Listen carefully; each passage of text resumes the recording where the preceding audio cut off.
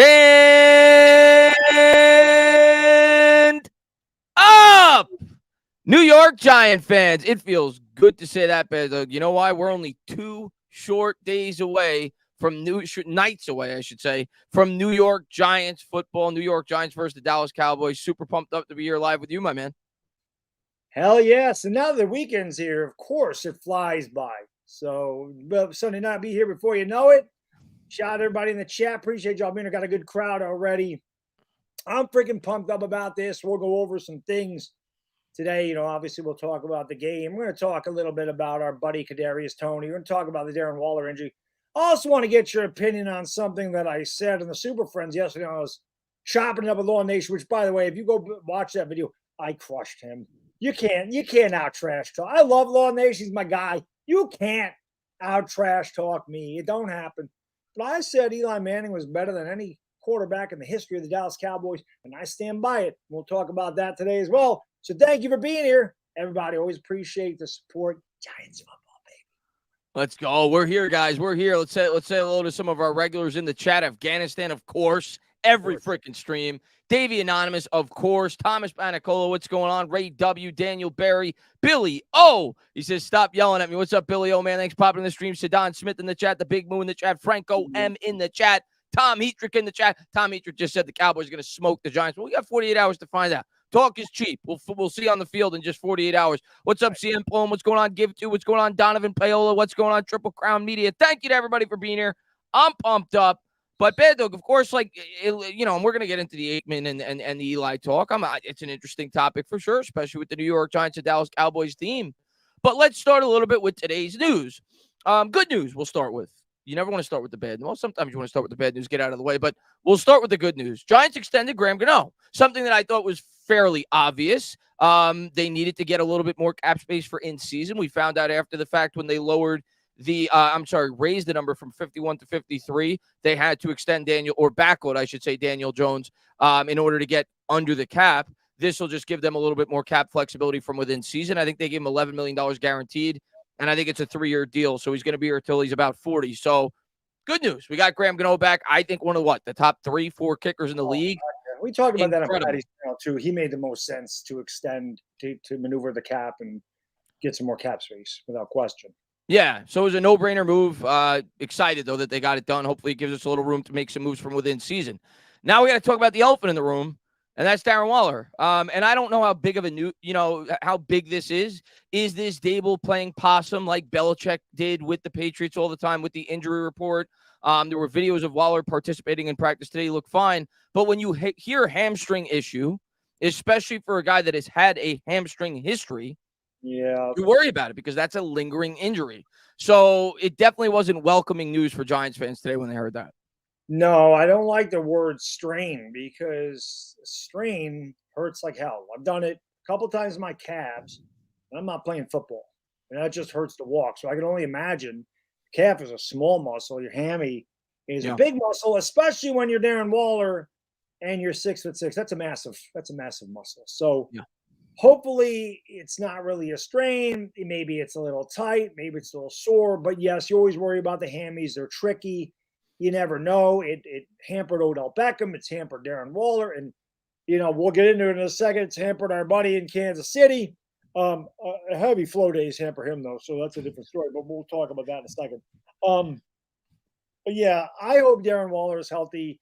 Obviously, one of the biggest offseason additions and a really major reason why I felt like we were going to win this game on Sunday was because it gives Daniel Jones a security blanket when he's kind of on the rush. Waller can create quick separation, and even if he can't, he can use his big frame to box out defenders and be kind of, like I said, a security blanket. A good tight end is always a good security blanket. You look at Pat Mahomes without Travis Kelce last night. Well, that's not the same. And I'm not saying Darren Waller is Travis Kelce, but it goes to show you what happens when you actually have a legitimate offensive weapon at your tight end spot. So hopefully it is nothing serious. Hopefully he is good to go on game day, and hopefully he can be effective and he can be at least 90%. And, he doesn't end up tweaking it and miss 3 games. That's the last thing you want to do. So that's why the hamstring thing is a little tricky and a little concerning. Yeah, I think he'll play. I'd be surprised, especially after what Art Stapleton and Jordan Renan said. It sounds like that, it's very probable he's going to play. But it's not just about playing this game. It's about worrying, can this guy last the season, right? Because he's Right. had before, and now you start to hear that creep in before the year starts. So hopefully he's able to get through the game. He's able to get through the season. I think he'll play. Question is, will he be limited at all in this game? Because Right. he's the guy that I think is going to change this offense. He's the guy that I think we're all hoping is the Stephon Diggs was for the Buffalo Bills. When you saw them completely open up that offense when they added a premier weapon, well, that's what Darren Waller is. Darren Waller is the likes of a Travis Kelce. That's what he can do for an NFL offense when he's on the football field. So we need him. There's no doubt about it. He makes everybody in this offense better, and it's going to make this offense a lot more predictable if Darren Waller's not going at 100% on Sunday night. There's no denying that. Yeah, correct. And if Darren Waller's in there, I think it opens it up for Saquon Barkley as well. Yeah. Because again, those linebackers and safeties got to be concerned with Darren Waller, so you can't really jam the box, in concerted effort to stop Saquon because Waller is a weapon out there. So, Bellinger was a nice player last year, and Lawrence Cager kind of came on at the end of the year last year, but they're not Darren Waller. You saw how effective Darren Waller is and how quickly he separates from the defenders on the one drive that the starters had. So obviously that's concerning, but let's hope it's nothing serious.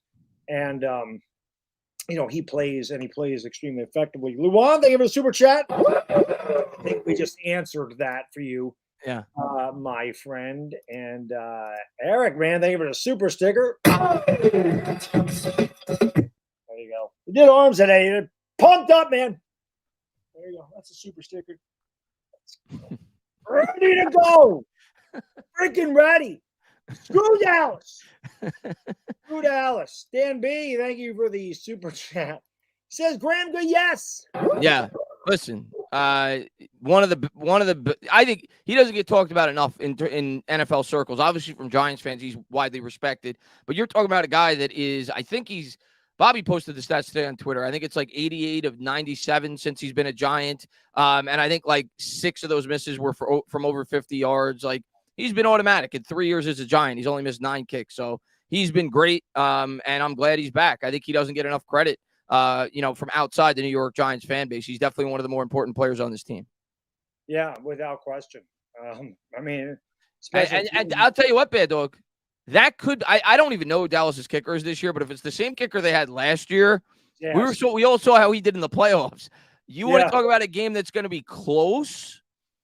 Having a guy like Gano in a close game is a big X factor. Yeah, it's true. Good point. It's definitely a good point because, Dallas is a good defense, and I expect the game to be close. I don't think either team's getting away from the other, so it could come down to the guy that can make the 55-yarder. Yeah.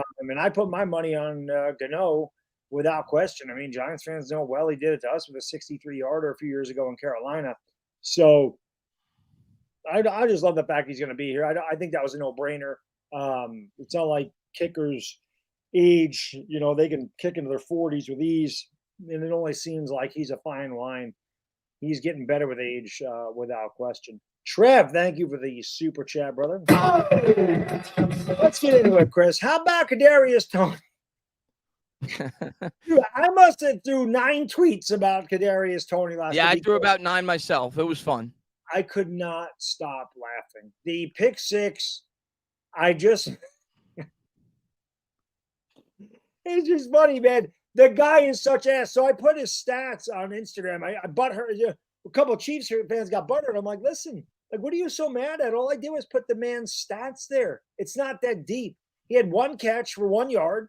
He had 3 drops, one which led to a pick 6, and he had 1 carry for -1 yards. And the third drop may have been worse than the pick 6, because that would have been a game-winning catch. They would have been in field goal range for Butker. So, it couldn't be better for Giants fans. The experience. It's so ironic. You see Pat Mahomes, but this is not compare. I make tweets on Twitter, and people are trying to make it out to that I'm comparing Pat Mahomes to Daniel Jones. No, Twitter. But it's impossible to watch that game last night and not think about the situation that Daniel Jones had last year, because he had Richie James and Kadarius Toney as his 2 best wide receivers. And it's just funny that you see that even Pat Mahomes, when he doesn't have a premier weapon like Travis Kelce in there, when you're going up against a good defense like the Detroit Lions, gets affected. That's not to put them on the same wavelength, but it just goes to show you even the best quarterback in the league needs help. And it was just funny. It was just funny to see Kadarius Toney go out there, drop the balls. It was a great way to start the year if you're a Giants fan. Fantastic. I mean, the irony and the karma was fantastic. Kadarius Toney talked all that crap to Giants fans. Oh, the Super Bowl, blah, blah, blah. So we had one catch and one good punt return. But you see what he is. He's a nothing player. He's garbage. I didn't even think he was going to play. I thought it listed him as inactive because it said inactives. It said inactives, and it said Kadarius Toney, but it said he'll play. So I got it confused. I'm like, he's not even playing. And I didn't see him the whole game until he had that 1-yard catch on the goal line. I'm like, oh, he is in the game. I didn't even realize it because you never heard his name until he started dropping everything. After that, I just started cracking up. And then, yeah, Richie James, it wasn't a fumble because his elbow hit the ground. Close. I had flashbacks on the punt return. I'm like, my God. And I talk about it all the time. Like, Richie James is Daniel Jones's #1 receiver for 12 games last year. It's true. What are we talking about here? This is why people are like, oh, Daniel Jones sucks. Like, you don't pay attention to football. You are football ignorant. If you don't want to say Daniel Jones is a top 10 or a top tier core, I can say, okay, I get where you're coming from. Prove it again. Have another game. But to say he's flat out bottom 3rd or bottom 5, you're just hating. A bottom 3rd quarterback doesn't take that sorry bunch of wide receivers last year to the playoffs, let alone win a playoff game on the road. I'm sorry. But it just goes to show you last night for everybody that says, oh, the quarterback should be able to elevate the wide receivers that we had last year. Come on, man. It was great though to see Toney, like we're talking about, for him to have those 3 drops. And I actually showed you the graphic that I saw on Twitter today. Since I think it's 2020 or 2021, I think it was, wide receivers that have at least been targeted 75 times, the top 3, 3 of the top 4 are Sterling Shepard, Darius Slayton, and Kadarius Toney. Yep. That's what Daniel Jones is throwing to. Think about that. He would have led the league in completion percentage last year had he not had all those drops. Yeah. So this is why I said he did, more or less than anybody, which is why people are like, oh, it doesn't matter. Darren Waller needs to stay healthy. I mean, that's big. But come on, man. This wide receiving core, the weapons are a lot better. The other thing you notice is when Pat Mahomes is getting pressured, it ain't really easy to throw the ball when you got a big defensive end in your head or in your face or on your ass or whatever you want to say. Aiden Hutchinson was a beast. And Mahomes was running around there like crazy last night. I'm like, yeah, this is what Daniel Jones dealt with just on our offensive line. Totally is bad. Aiden Hutchinson's the beast. But this happened to Daniel Jones every game. Yeah, he was throwing to Kadarius Toney. He was throwing to Richie James. Yep. And he was throwing to, Daniel Bellinger and Tanner Hudson and David Sills and Marcus Johnson. I mean, these were his guys. Yeah. And Darius Slayton, who, is good. But Daniel was prepared to play like that. He went to Duke. He was playing with lawyers back then. Might as well have been playing with him last year. But now he's finally got a little bit of help, so I'm excited to see him this year. I'm so ready for this freaking game, man. Thomas, thank you for super chat. Hell yeah. Wrong drop.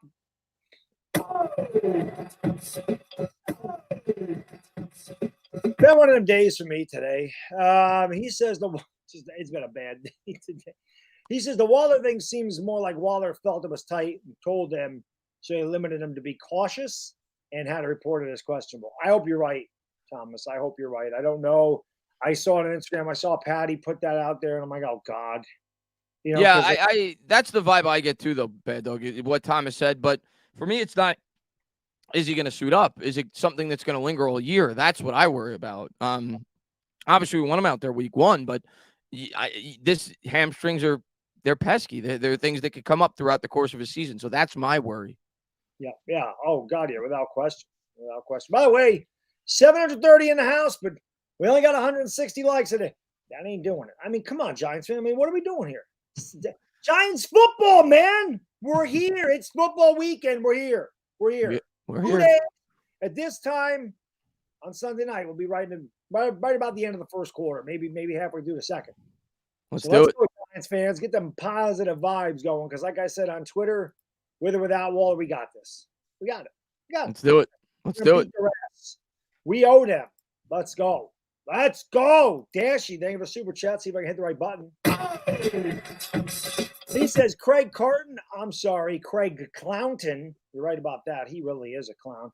After his BS saying the Browns will beat the Bengals on Sunday, I call that being delusional. That's delusional. Yeah, I mean, anything could happen. It's a divisional game, but I certainly wouldn't pick it. I definitely have Cincinnati beating the Browns. That's a really hot take on Carton's part, but he must believe in Watson. But no, I'm definitely going with your Bengals, Dashy. Yeah, me too, Dashy. Don't worry about it. Craig Carton sits on his brains, bro. That's all I got to say about Craig Carton, or Craig Clownton, as you call them. But yeah, man, hopefully Waller's healthy. I didn't want to hear that, because I was doing all this Dallas stuff, like, so an injury-prone tight end and a rookie wide receiver going to be this. I'm like, that's not what I said. I never even mentioned Jalin Hyatt. I just said Jalin Hyatt can stretch the field. And I think Jalin Hyatt can have a big play. That's my hot take, that he has a touchdown reception of over 60 yards. But I didn't say he's going to carry the Giants at all. But Waller is a big part of it. And I was like, well, Waller's healthy. And then I get this today, and I'm like, well, Jesus, now he's not healthy. So I hate hearing that in practice. All preseason been fine. Yeah. And the Friday before the game, now it's bad. Hopefully it's just Dable playing a little head games. Hopefully that's what it is. Hopefully. I hope so. Dwight, thank you for the super chat, brother. Appreciate you. Kadarius Phony with the jello hands trolls the Giants, then runs and hide. Hey, phony man, up. Take that skirt off. I heard someplace he deleted his Twitter account. I think he deleted it before the year started, or he hasn't been active since before the. I think what happened was, if you remember that video that came out maybe 2 months ago, where he was not showing his face, whatever he said, he was bashing Giants fans. I think he had a talking to from the Kansas City Chiefs, because directly after that, he kind of went dormant on Twitter. Yeah, he probably blocked me again. Anyway, he goes in people's DMs. He would go in people's DMs and berate it. He didn't. You went in my DM. Yeah, he didn't go near me. Yeah. He knew, but I ain't messing with that guy. That guy's crazy. And I would chew you up and spit you out. Kadarius Toney. No question. But I mean, I did it forever anyway. And I didn't even need to. I wasn't really even talking trash. I was talking truth. I mean, what do you want from me? Talking truth. The guy sucks. You're not lying. You're not lying. What happened to a nicer guy? That was beautiful. That was a thing of beauty. I was. Bob, our guy. Thank you for super chat, brother. Let's talk about Mr. No Hands and All Mouth, Kadarius Toney. Love seeing him drop not one, not two, but 3 catches. Karma's a bitch. And so is KT. That's correct. Bob didn't add this KT, but I put it in there for him. It definitely didn't hurt my feelings to see him struggle last night. Let's put it that way. Enjoyed that rather thoroughly. Eric, thank you for super chat, brother. Appreciate you. What do Cowboys say about horse surgeons? They have stable hands. That is correct. Did I freeze on you, Bad Dog? What's that? Did I freeze on you, Bad Dog, for a minute, or was it you? No. Oh, okay. It started circling on my end for both of us, but now I'm good. Yeah. No. Okay. Okay. Stable hands. Cowboys can go suck it. Talk about the freaking Cowboys. I love it, man. Like I said, nothing I said yesterday in that stream of All Nation was wrong. I made my point on how the Giants are going to do it, and I think they're going to do it. And I expect them to do it, because why not? We played them close both games last year. They were way better than us in the trenches. And as I said, that game against Thanksgiving, we had nobody out there. We had a couple carpenters and a plumber out there, and we were winning at halftime in their stadium on a short week on Thanksgiving. So this year, Isaiah Simmons, Bobby Okereke, Azeez Ojulari, Kayvon Thibodeau, Sexy Dexys Lee are all healthy. I think we're primed to win the game. And I think it has as much to do with coaching as anything else. You give Dable all this time to prepare for a game, I got confidence, especially a guy that saw this team twice last year. I got confidence week 1 with Brian Dable against the Cowboys, but we'll find out. We'll find out really soon. Yeah, we're going to kick their ass. I'm saying, I don't care. Johnny, thank you for the super chat, brother. He wants us to win. Stella, Bad Dog, and Chris, after you win this game, win this game so I can go back to saying the Giants stink, but y'all are the best. Eagles can go fly into the side of a skyscraper. Jones is good. Wow. Jones is good. Now we got Eagles fans saying Jones is good. Listen, Eagles fans are on our side on Sunday. There is no question. The Eagles Wow. are on our side. We have the Eagle fan base. Listen, we're not too different. We're Yeah. not too. We just don't eat horse shit, but um, and we're not that different. We're just a little bit more intelligent, Civilized? civilized is a better word. Human? Not you, Johnny, not you, but Yeah. yeah, human. Yeah, human's Yeah. a good. Oh man, but like I said, man, the Eagle fans are definitely on the Giants side. There's no question. I know our guy Lord Brunson is praying that the Giants win this one. I mean, listen, I'll be insufferable if the Giants win. I think Lord Brunson may be more insufferable, and he's an Eagle fan. He hates I love it because you know what that tells me, Bad Dog, is Lord Brunson is taking us lightly. And not just him, all Eagles fans all Eagle fans do. they're taking us lightly. Yes, they do. I love it. I love it. I love it. Listen, we don't play them at Christmas. We have a long ways to go before we get Long there. ways to go. Long ways to go. Neither one of these teams is going to be the same by Christmas Day. It ain't going to happen. Big boo. The big. He says game plan if Waller doesn't play. Thanks. I'll be honest, Big Boo. I don't think the game plan changes much. I think we have to establish the run early in that game. I think we have to win at the line of scrimmage. And I think that if the Giants can do that, if they can run with Barkley and Jones a little bit, and, make those Cowboys come up there to try to stop the run, I think that no matter who's out there, those quick slant passes, the guys like Paris Campbell who are shifty, or Sterling Shepard is very good at those little quick, in routes or quick slants. I don't think it changes. It certainly hurts to not have Waller, but I think you'd see the same thing. I don't think it changes that much. I don't know if the Giants so much, evolve their game plan around Darren Waller is obviously going to be a big part of it, but I don't think it changes much. I think we have to establish a line of scrimmage. I think we're going to run a lot or try to against this defense. You don't want Daniel Jones dropping back 45 times against Dallas's front seven. That's not the way we're going to win. So it would suck for him not to be there, but I don't think it changes all that much. I think it changes Dallas's defensive game plan a little bit if Waller doesn't play. But yeah, I agree with you. As I've said all week, I think we're going to try to be balanced in this game. It's not going to be a game where we're going to go out there and sling the rock 35, 40 times. We're going to be a team that plays 50-50 in terms of run pass in this game with their pass rush and their everything else. But I think if Waller doesn't play, which I think he will, by the way, I'm going to continue to say that. But if Waller doesn't play, yeah, I think it allows Dallas to be a little bit more aggressive. Because he's a guy that could definitely take advantage of the middle of the field against this Dallas team. They don't have great linebackers in coverage. So I think it would definitely allow them to be somewhat more aggressive because we become even more of a predictable offense if Darren Waller's not out there. So I don't know if it changes our offensive game plan a whole lot, but I think it does change the Dallas defensive game plan a little bit. Yeah, good point. Good point. John, man, thank you for the super chat, brother. Appreciate you. EMF coming in. Evan Roberts, Jets fan from WFAN, says Giants only win 6 games this year. Used to like him, but now I got to turn my back. I never liked Evan Roberts. I always thought he sucked ass. I liked Beningo better when they were together because Beningo's like me. He's a Jets fan, but he's like Beningo's a lot like me. Beningo's rants are great. His rants are great, Beningo. Yeah. I always liked him. Evan Roberts, I never liked Evan Roberts, ever. And what the hell is he? It's just another talking head, John, that just disrespects the Giants because the Jets got Aaron Rodgers, and all of a sudden the Jets are winning the damn Super Bowl. I've heard this for years. I heard this when they got Boomer Esiason. I heard it when they got Neil O'Donnell. I heard it when they got Brett Favre. I heard it when they drafted Sam Darnold. I've heard this. You heard it when they drafted Mark Sanchez? What's that? Mark Sanchez? Heard this my whole life. Mike Greenberg went insane when they got Mark Sanchez, thinking they were winning a Super Bowl. I've heard it my whole life. The Jets have never been in a Super Bowl in my lifetime. I'm almost 50. So they ain't been there since 1968.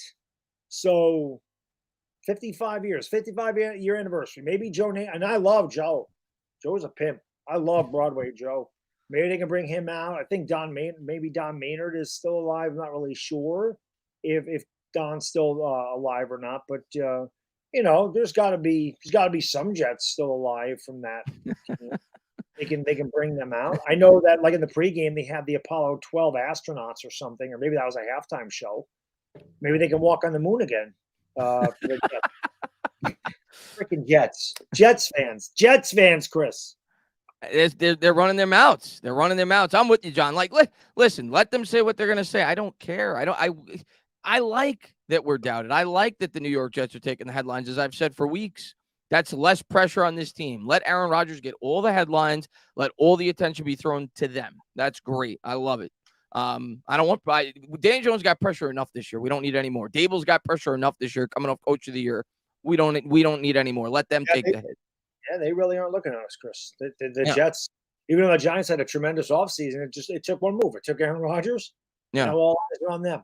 Now all expectations fall on them. And as you see from John's, super chat there, as usual, there's another guy in the media that just says the Giants have no chance of being any good. You know what's crazy? I saw CBS. So CBS Sports been predicting team records on Instagram. I didn't see them do the Giants yet. Maybe they did. They had Washington going 2-15. I'm like, you guys are idiots. Washington ain't going to be great. They're not going to be bad. They're not going to be 2-15 bad. Even with Sam Howell, Sam Howell might have a rough year. They're playing against some really good defenses. They're better than a 2-win team. Yeah, I mean they do play a really tough schedule like we do. I could see 5 or 6 wins, but not 2. I picked them to go 6-11. Yeah, just because of their schedule and the division. But I agree with you. I don't think they're a pushover. I don't look at Washington as like an easy sweep. That's for sure. 2 wins is ridiculous. CBS had them losing to Arizona. They also had the Niners going 16-1. I like the Niners are my Super Bowl pick this year, but I'm not having them go 16-1. Yeah, they're like a 12-5, 13-4 type team to me. They're not 16-1. Yeah, the only loss they had was the Seahawks. I'm like, man, that's crazy. I don't see that either. But they play our division, don't they? They play our entire division. Who? Arizona? The 49ers. The 49ers. Yeah. Yes, the NFC West. They're not going 16-1. It's ridiculous. No. Yeah. Yeah, you don't know what the hell Brock Purdy's going to do this year. They're a great team. Listen, I don't think we're beating San Francisco. I mean, I never say never, but that's an L I have penciled in for us. Oh yeah, I'm picking them. Yeah, I mean, my God, if they were, I mean, I don't know if they would have beat Philadelphia had Brock Purdy stayed healthy through the whole game. I don't know how the game would have went, but it would have been more competitive. Yeah. But teams have film on Brock Purdy now. I mean, teams can probably do a little bit better. So, like you said, I could see them going 12-5, 13-4. Their division sucks, but 16-1, I don't think that's happening. Yeah, that's ridiculous. Bobby, my guy, thank you for being a member for over 4 years, brother. I hate the Giants for taking those 2 Super Bowls from us, but fuck Dallas, go G-Man. Yeah. Good to see you, Bobby. Good to see you, Bobby. Good to see our guy Bobby in the chat. That's what I'm saying. It's not just Giants fans on Sunday night. It's 30 other fan bases that are on our side. Kind of like outside of Bobby in Super Bowl 42. Everybody was on our side. It's funny. Yeah. Everybody disrespects the Giants and thinks they're trash, but everybody always ends up pulling for us. It's amazing how that works. Well, I think everybody always pulls against the Cowboys unless you're a Cowboys fan. They're pretty hated, so. But we're glad to have you, Bobby, for week number 1. We're glad to have you. Glad to have you. And Bobby, as you gave me the T-shirt, this guy loves Tom Brady. Always been a big Brady. I am. I'm Tom Brady's my guy. See, we're going to get into this Eli Manning thing in a second. That's called delusion. If I were to ever come on here and go, Eli Manning's better than Tom Brady, that's a delusional statement. Well, come on. Okay? He's only better when it matters most. Right. He was better in those 2. I don't even know he was better. We just won. But I would never say he's a better quarterback than Peyton Manning. In the clutch, I'd rather have Eli than Peyton. I don't mean he's better than Peyton. So those would be delusional statements. We'll talk about what I said in a little bit because I want to get into that and get the chat's opinion. Johnny Laterno, thank you for super chat, brother. Chris, we double moonwalked you last year. You've double moonwalked us every year. Triple moonwalked us. Yeah, you triple moonwalked us last year. So, listen, the Eagles are really good, but I'm not going to worry about the Eagles until we get, till the end of the year because we don't play you before then. So, you worry about your schedule, we worry about ours. Let's see who's standing at the end of the year. Right, when Santa comes down the chimney, we'll worry about the Eagles. Yeah, exactly. Still going to pull for you to lose every game, but I can't worry about what you're doing. I got to worry about what the Giants are doing. And I hate that we always sit there and cram our 2 games like in the last month. I hate that they do that. I wish they'd play in the middle of the year and at the end of the year or something. Yeah. To play the last 2 out of 3 games is stupid, especially since, like last year, the game didn't mean anything to us. And quite frankly, it didn't really mean anything to you. I mean, I guess it did in a sense, but it didn't. So I'd rather both the games mean something as opposed to you guys could be resting your starters because you won the division. We could be resting our starters like we did last year because we can't go up or down in the seeding in the playoffs. So I don't like the way the NFL does that schedule. Yeah. Johnny, thank you again, brother. Says, guys, try to be fair, but I say, hey, Johnny, I'm fair with the Eagles. I just hate them. Yeah, I got you, brother. I got you. You know. Pencil Man. I'm going to change my drop here. Thank you for super chat. He says Hyatt needs to step up if Waller is out, stretch the field open up the middle. Chris, what do you think Hyatt's role is going to be in this game? In this game? Yeah. Yeah, I don't think he's going to have that big of a role in this game. I mean, maybe it changes if Waller doesn't play. But again, I'm going to continue to say it. I'd be shocked if Waller doesn't play. Yeah, I don't think he's going to have that big of a role. Will he maybe get 2-3 targets? Yeah. I think he'll be on the field at times. But especially against a team like Dallas, I don't expect a lot of 5 wide sets. I expect it to be a lot of 12 personnel, a lot of 2 tight end sets. So that being said, will he see the field? Yes. But do I think he's going to have a big role in this game? No, I do not. I don't think he's going to get pelleted with targets in this game. That doesn't mean he can't hit one big play, though, because he's certainly capable of that. That's my hot take. He has Yeah. like I said, he has like 2 catches for 82 yards and a touchdown. And one of those touchdowns is like 65 yards. Yeah. That's my hot take. Yeah. And Chris, I love when you make a hot take and people go, oh, that's stupid. You're crazy. That's what a hot take is. Yeah. Hot take is something that is like a very low percentage thing. Yeah, what's the point of making a hot take if it's not probable? Yeah, like the other day on my stream, people asked me who's your surprise team of the year, and several people in the chat are shouting out the Lions. They're shouting out the Jaguars. I'm like, those aren't surprise teams. That's not a hot take. Everybody's expecting those teams to win their division. My hot take was the Packers. They're my sleeper team that I could see maybe winning 9 or 10 games that people are writing off. But Raiders for me. Raiders. The only thing I would say with the Raiders is just the division is so tough. But hey, you never know. It is. Yeah. But I do. I think that would be my sleeper. It was a couple of years ago when they made the postseason. Yeah. No, they shocked me that year. I got to understand. I have good insider information because I say this all the time. My brother-in-law is a Raider fan, and he's very football smart. Like he's not a Cowboys fan, Chris. You know, he actually pays attention to football. He understands. He doesn't just look at the box score and go, "Oh, Daniel Jones sucks." So, yeah. I got to dig the Cowboys every chance I get this week, baby. Screw the Cowboys. Bodo, thank you for being a member for over 3 years, my friend. Yo, Chris and Dog, what up, brothers? What's going on? Here, not because I love you guys. You love us. But because I got money on him, yeah, I'm selfish. I want you to win all the money in the world, brother. Win that bet, Bodo. Who's ever betting on the Giants? I pray you win on Sunday night. Please bet a money line, Bodo. I hope you hit. Take it.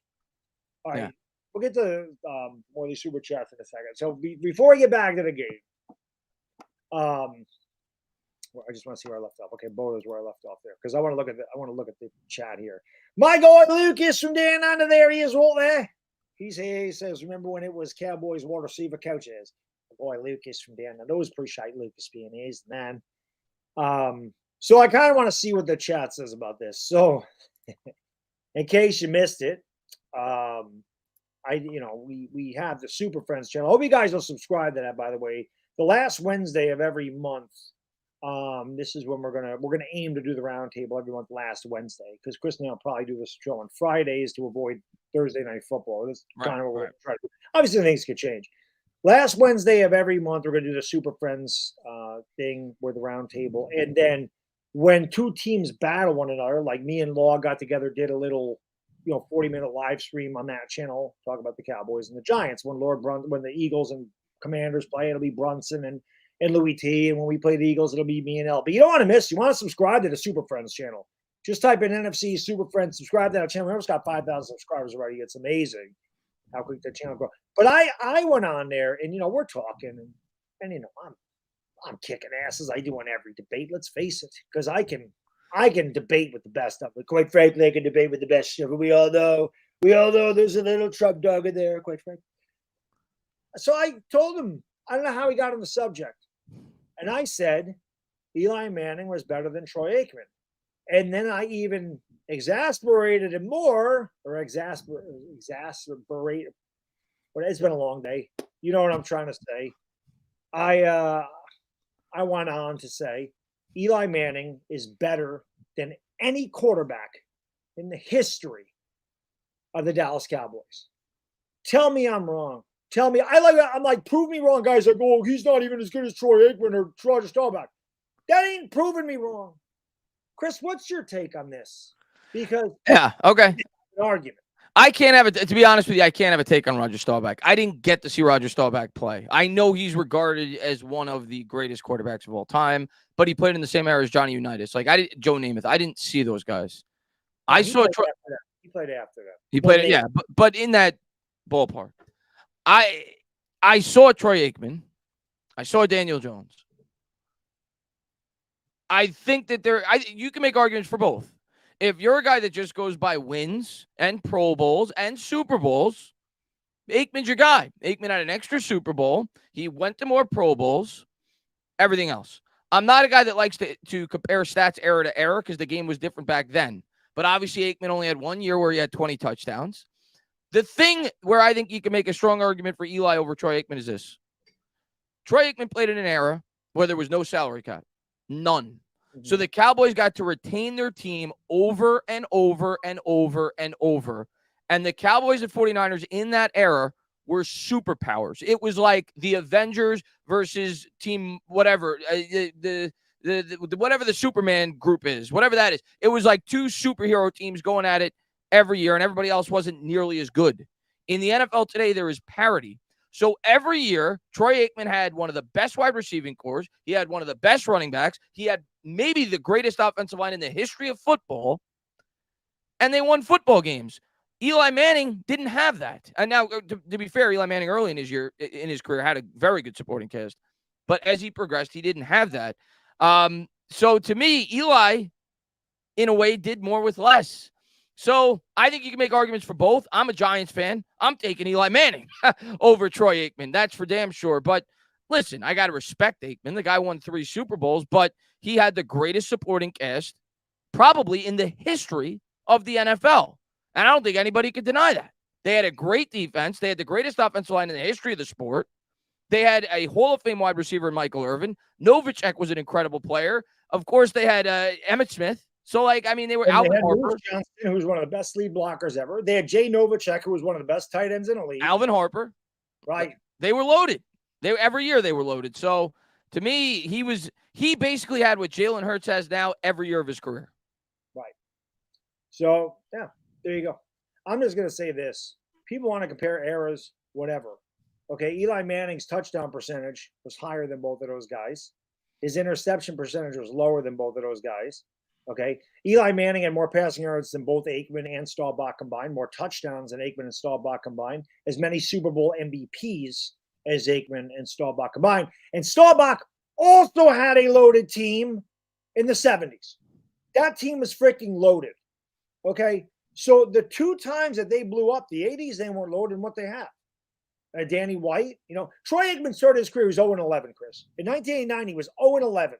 And then they bought all those players, and like you said, retained all those players. And then once that salary cap hit, and in 1996, when they couldn't keep it together, he sucked. He had 165 touchdowns and 141 interceptions. And the man threw, like you said, over 20 touchdowns once in his career. Eli Manning was a better quarterback than Troy Aikman. Give Eli Manning that team. Yeah, he'd be fine. Eli Manning that team. He'd be just fine. Better. He's way better. But the thing is, I can understand. I'm not old enough to remember Staubach playing. I was alive when Staubach's one of my favorite players ever. I always loved Roger the Dodger. I love Staubach. Staubach was a class act. I think he's still alive. He's a class act. He's a great quarterback. He ain't Eli, man. I'm sorry. He's not. He's not Eli. They lost more big games. Staubach lost more big games. They won 2 Super Bowls, right? They won in 1971, and they won in 1977. Okay, but they lost to the Steelers twice. They lost a bunch of NFC Championship games. I mean, I don't know what to say, man. I'll take Eli any day, but these guys, I get it. I didn't see Staubach play. You can say he played in the 70s. Eli played in the 2000s. It's hard to compare errors. I get it. But the people that are sitting there telling me Aikman is better than Eli, you think any of them actually saw Aikman play, Chris? Because I'm telling you, 90% of them probably didn't. Yeah, probably because not. You have to be 40 to have seen those Cowboys Super Bowls. Yeah. I mean, listen, here's what I'm going to say. If Troy Aikman's in the Hall of Fame, which he should be, he's part of the story of the NFL, 3 Super Bowls. But here's what I'll say. If Troy Aikman's in the Hall of Fame, there shouldn't be Cowboys fans saying that Eli Manning doesn't belong there. Because Eli Manning's certainly in his class. So that's my, for Cowboys fans that say Tony Romo. Here's the other thing I'll say. A lot of Cowboys fans, Bad Dog, will say that Tony Romo was better than Eli Manning. I see it all the time. Mm-hmm. You can't say that and use statistics because that's the only way you could argue that Tony Romo was a better quarterback than Daniel Jones. It is strictly based off statistics. You can't say that and then take the reverse argument when it comes to Troy Aikman, who doesn't have the statistics, but he did it off of the Super Bowls. So you can't have it both ways. That's what they do. You can't have it both ways. That's what they do. They have to do things to skew the argument. I don't. I'm just giving you why I think he was better. And I said, for Cowboys fans to go, oh, you're delusional. No, delusional would be having no argument. As I said before, if I sat here and said, Eli Manning's better than Tom Brady, that's delusional. Eli Manning was better than Peyton Manning. Eli Manning was better than Joe Montana. That's delusional. Okay? Yeah. If anybody knows me and my track record on YouTube or in person, you know damn well I ain't delusional. You know damn well I'm pretty damn fair and biased. I don't think many people are harder on the Giants and more critical than I am. So if I'm telling you that I believe Eli Manning is better than any quarterback in the history of the Dallas Cowboys, I mean it. I mean, I'm not sitting there saying Daniel Jones is better than Dak Prescott. I think he could be better than Dak Prescott this year, but I'm not going to sit here and go, Daniel Jones's body works but better than Dak's. I'll say it right now. I'll say it right now. And I think it's fair to say. I think it's at least a fair opinion to have. I cannot say if you're basing it off their body of work, of course Dak Prescott's the better quarterback than Daniel Jones. But right now, today, this year, going into this year, I would take Daniel Jones over Dak Prescott.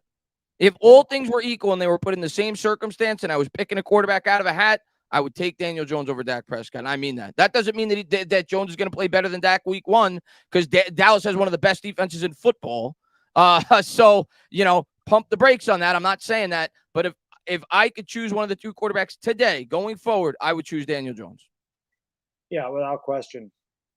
Here's another idiot, crazy cowboy. Ellie, he can't even spell Eli, lucked into the Super Bowl. You don't luck into the Super Bowl. You don't luck into it. It's not, you don't just automatically get there by luck. You have to win 2 or 3 playoff games to get there. Then you have to win it. So I guess Eli lucking into the Super Bowl is better than any freaking quarterback Dallas has done in the last 30 years because they haven't lucked into shit. They haven't even been in an NFC Championship game since 1995. So you take that. Flacco was considered better than Eli. Well, if you think Flacco was better than Eli. When was Flacco considered better than Eli? Never. In a delusional Cowboy fan's mind. And Cowboy fans have said before, they're not intelligent people, Chris. They're fair weather fans. When was Flacco considered better than Eli? That's news to me. Joe Flacco had one of the best defenses in the history in all of football his entire career. That is a big crutch for a quarterback. He was never better than Eli Manning. Yeah, he had a couple of great playoff performances. He did. He was clutch. He was never better than Eli Manning. This is the crap you get. It's crap you get. Eli lucked into the Super Bowl, winning 5 road games in those 2 years to get to the Super Bowl. He was very lucky. To beat Tampa Bay, who was a division winner, Dallas, who was 13-3, and then going to Lambeau, was minus 20, 13 to beat Green Bay, and then beat the undefeated Patriots. Yeah, all luck. Bad dog. You can't get lucky beating Aaron Rodgers, Brett Favre, Tom Brady twice, Jeff Garcia, Matt Ryan. Matt Ryan's going to be a Hall of Fame quarterback. Tom Brady, of course, Hall of Fame quarterback. Aaron Rodgers, Brett Favre. 5 games he won against Hall of Fame quarterbacks in the playoffs. You can't get lucky taking a team that had the 27th ranked regular season defense and the 32nd ranked rushing attack in the regular season to a Super Bowl victory. You can't get lucky having the most passing yards in the history of football in a single playoff. That's not lucky. That is the biggest misconception I've ever heard. Eli Manning, There are still people to this day that say that Eli Manning was carried by the defense to the 2012 Super Bowl. He literally has the most passing yards ever in a single playoff. I'm not talking about a game. I'm talking about a collective playoff in the history of NFL football. And people still say he was carried by the defense. And you mentioned on Twitter, not just the playoffs. When you had the regular season and the playoffs, he had the most passing yards in any season in the history of the NFL.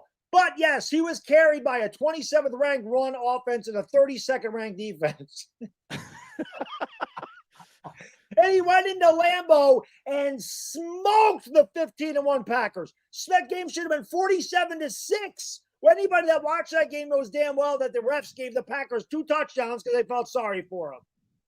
Eli Manning, good. I knew I could get your. I knew you'd be on my side. I know. Of course I'm on you. He's my favorite player ever. Of course I'm on your side. I know, but Eli was the freaking man. Let's get some of these here. Big Moo. I just love it. See, fired up. We had to bring it up because it's Dallas and the Giants, man. It's week 1. Where are you at? I get it. I know what it is, Baddog. Dallas fans are still mad at Eli for signing the wall. Yeah.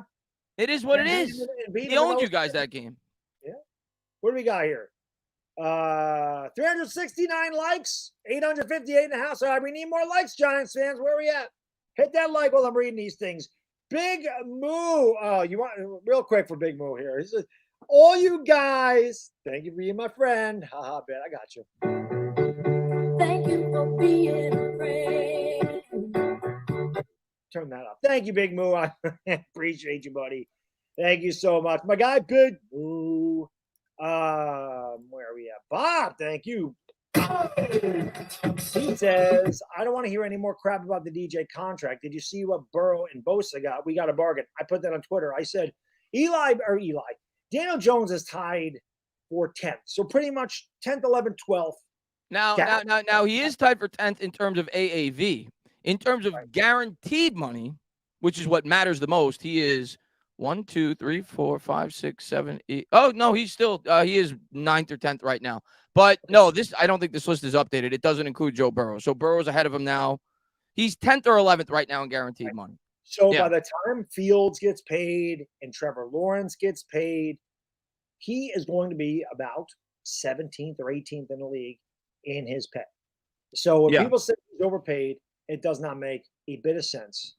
They just look at $160 million and whatever. Dak and the guys that he was tied with as far as AAV goes, the contract, Dak, Daniel, and I mean, Daniel could get up to 195, but Dak, and I don't know how Dak and Stafford's, I know Dak is backloaded like a son of a bitch. Dak and Stafford signed theirs for you $160 million 3 years ago. So obviously the cap went way the hell up. I'm looking at it right now, actually, in terms of total guaranteed money. After the Burrow contract, Daniel Jones is 13th in the NFL. And the only quarterbacks below him that are on non-rookie contracts, because half the league is on rookie contracts. Correct. Yes, correct. The only quarterbacks below him that are on non-rookie contracts are Derek Carr, who's 32 years old, Ryan Tannehill, who's 35, Kirk Cousins, who signed his extension 3 years ago when the market was much lower, who's also 35, Jimmy Garoppolo, who's 32, Geno Smith, who's 33, and that's it. And Aaron Rodgers, because he took a discount. He took a pay cut. So before he took that pay cut, that's 41. It. That's it. 41. Yeah, and he's 41. That's it. So Derek Carr, is it crazy to say that Daniel Jones makes more guaranteed money than Derek Carr, especially being that he's 6 years younger? No, he's better. Ryan Tannehill, he's 9 years younger than Ryan Tannehill. He's better. Kirk Cousins signed a deal 3 years ago, and he's 35. Jimmy Garoppolo and Geno Smith. That's it. Right. And people are saying this contract was ludicrous. I'm telling you. And it's only going to keep looking better, by the way. Because they don't understand football. I don't know what else to say. They don't look at, they don't understand anything. Some of these people, they don't. I mean, it's black and white. It's right in front of your face. He's already dropped all the way down outside the top 10. So, and like Chris said, the guys below him, a lot of the guys below him are on rookie deals. You can't even count that. Bryce Young's on a rookie deal. You know, Sam Howell's on a rookie deal. Kenny Pickett's on a rookie deal. They're all on rookie deals. Trevor Lawrence, Justin Fields. They're going to make more than Daniel Jones when their time comes. Yeah, Trevor Lawrence will pass him next year. He'll get an extension. That's what I'm saying. So, Yeah, he's gonna be 16th, 17th in guaranteed money by the start of next year. He's gonna be like the bottom of the barrel in terms of non-rookie quarterback contracts. and they'll still say he's overpaid. Insane. Bogart, thank you for the super chat, brother. Appreciate you. Give me a hell yeah. He says, fun fact, till 1993, I was the only Japanese born in Grand Concourse section, Bronx. Go Giants. That is crazy. Yeah, that is crazy. That's pretty awesome. But go Giants, baby. You damn right, Bogart. We're going to whoop some ass. Thank you for being here, Bogart. Appreciate you for checking out the stream. Let's go. That's crazy. Until 19. Well, when was you born, Bogart? I was just thinking about that. I'm thinking 1990. I'm thinking he was born in 1993. But obviously must be older than that because it was 1993. It's funny. I went to the grocery store today. And the cashier is young. The girl that bags groceries, she's young. And they were talking about something like 1989. We have to do something for, and I just laughed. And I'm like, 1989 was a great year as a freshman in high school.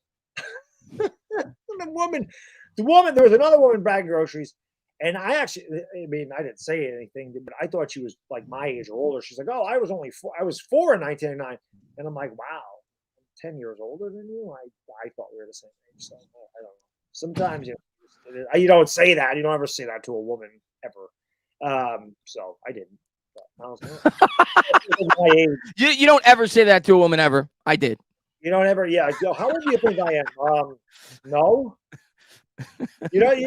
I'm going to tell you, it's a thing for you single guys out there. Don't ever guess a woman's age. You don't ever guess her weight. You can't win. Yeah. You can't win. So don't do it. There's no reason. Just if they ask you that, just go, no. Our guy, Al Batts. Good. I get to do this one, Al Batts. My guy.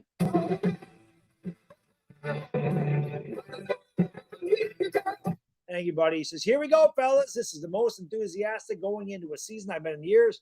By the way, first time watching you two was DJ's first start at Tampa. Dog, shit fondue was a Janoris Jenkins. Yeah. It's amazing how I come out with these things out of nowhere, just in anger, and they just stick. They're shit fondue. That video is still on my channel when Chris and I reacted to the Daniel Jones drive, like the go-ahead touchdown, and then us winning the game. It's just funny. I was so mad because Janoris Jenkins had talked so much. Yeah, he talked a lot of crap that game. Yeah, and Mike Evans undressed him. Yeah, he did. And I remember I'm like, come over because we'll do the game. And like we're like hesitate, like, oh my God, he missed it. And it was awesome. It was like a 33-yard field goal too. Yeah. It was like an extra point basically. A couple extra points in that game too. Yeah. That was a wild game. That was a wild one. That was a crazy game. Good to see Al, man. Yeah, always good to see my guy Al Batts. You got a problem? Me, I know a guy who knows Al Batts knows a guy. Huh? Actually, you know what, Al? We should bring this in here for Al Batts. Our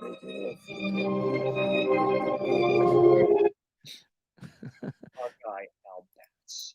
Joe Quinn, thank you for the super chat. Appreciate it. Stone Cold Eagle fan here. Giants going 12-5. Wow. Thank you for the respect. Commanders going 10-7. Cowboys 9-8. Dak has 18 interceptions, and 49ers will be exposed again. I got a question for Jacqueline, and I pray you're right, especially with our record. Eagles record? If the Giants are going 12-5, and Washington's going 10-7, and Dallas is going 9-8, and we're all playing the divisions we're playing, and we're playing each other, what the hell are the Eagles going? There's got to be some losses in this division, my man. So what are the Eagles going? He says we're all beating the Niners. I hope you're right about that. Yeah, I mean, I hope he's right, man. Sign me up for 12-5. Yeah, I agree. I would love 12-5. I mean, I'll take 10-7. I'll be thrilled. Just get me in the playoffs. I don't care what. Just get me in the playoffs. Just get me in the show. Yeah. Just get me in there, and we'll take our chances. But I think the Giants have a much better team this year than they did last year. Our schedule's tougher. I think it balances out, and I think we're record-wise about the same as we were last year. I don't think we win the division. I do think the Eagles win the division. I think I had them going 12-5. They're a really good team. I freaking hate them, but they're a really good team. I can't sit there and go they're not. I mean, they are. I think if I had to pick, I mean, I think the Eagles go 11-6 or maybe even 10-7, but it's not because they're worse. It's because the schedule that we all play. I think all 4 teams are going to be between 7 and 11 wins this year. I think it's going to be a really tight division. Without question. Our guy, LA, what's up, buddy? Always good to see you, my man. Thank you for super chat. Hell yeah. He says Eli Manning has accomplished more in this league than any Cowboys quarterback since Roger Staubach. And deep down, Law Nation, whoever that dude you were on with knows you're right, big dog. He did. Listen, Law kind of, I felt like I got through to him. I felt like he was sitting there and the wheels are turning. So like, oh shit, like Baddog's got a lot of good points here. Not only about Eli, but like winning the game. I feel like it was kind of, he's like, I kind of had him off balance. Yeah. Which I tend to do when I debate. I'm good at it. I mean, you need to look no further than the Dallas kid. Listen, before I started streaming and change everything, the guys like Punkham that are in here, I have Gano, the guys that have known me for a long time, know I was a trash talker. That's what YouTube was before streaming and doing all the stuff that we do now. It was just trash talk. And many people that were around back then will tell you, I did not lose those battles ever. Punkham will tell you, he said, I saw every Baddog battle. He never lost one. I didn't. You know, some of the greatest trash talkers in the history of the trash talk circle. And they'll tell you, they'll all say Baddog's best, Baddog's one of the best. And I'm one of the first people that comes out of that. You need to look no further than that Cowboys video. I can talk some smack, and I know how to upset the apple cart. Like, I know how to aggravate a fan base. I am very good at it. Just go after Dak Prescott. That'll get them going. I didn't go after Dak. I went after their history. I went after the fact that Eli Manning had more playoff wins than they've had in the last 30 years combined. I went off a lot that the Cowboys only exist because of the Giants, because Tom Landry came from the Giants. I mean, we know that. That's true. The Cowboys lost more big games from 1966 to 1982 than they won. They lost in the NFL Championship in 1966 and 67 to the Packers. They lost in 1970 to the Colts in the Super Bowl. They lost in 75. They lost in 78 to the Steelers. They lost in 1981 to the Niners. They lost in 1982 to the Redskins in the NFC Championship game. What are we talking about? How many big games did that damn team lose? They shouldn't even been in the Super Bowl in 1975. There was a blatant pass interference call against Nate Wright of the Vikings that was not called. It was a push-off. I think it was I think it was Drew Pearson pushed off and caught a Hail Mary. That's where the Hail Mary thing started. But yeah, he knew LA. He knew I had really good points. In LA, as my guy Louis T would say, thank you for doubling up. Double up. Give me a hell yeah. Staubach, the best 70s quarterback, so he gets my respect. Was he the best, though? I mean, Terry Bradshaw was pretty good. He's among the best. Rant Tarkenton was pretty good in the 70s, as was Dan Fouts.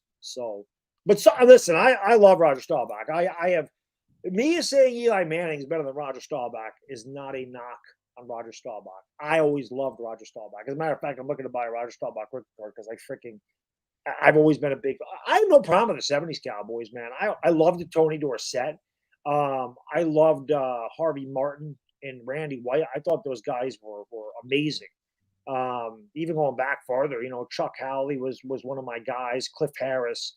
I like those guys. Charlie Waters. Like, I had no issues with the Cowboys. Like their 70s teams. I loved I hated their 90s teams. But there you go. I just named off a bunch of players, Chris, that most Cowboy fans wouldn't even know who the hell they were. So, there you go. They don't know who Golden Richards was. I hate them all. If you wear the star, I hate you. That's just how I operate. I guess I don't really care. I just respect them. Yeah. Then he says, but the 2000s are the greatest quarterback era. No shame in Eli falling short of guys like Brady, Peyton, Rodgers, and Brees. Absolutely not. Completely. Favre's another one. You could throw in there. I mean, yeah, you're right. Absolutely, all-time great quarterbacks. And there's going to be all-time great quarterbacks in this era too. The position just continues to improve. Yeah, and I think a lot of that has to do with the rules too. If we're being fair, like I'm sure a lot of those 60s and 70s quarterbacks, if they played today, their stats would be a hell of a lot better. Like you think about what Dan Marino would be able to do today. Oh my God.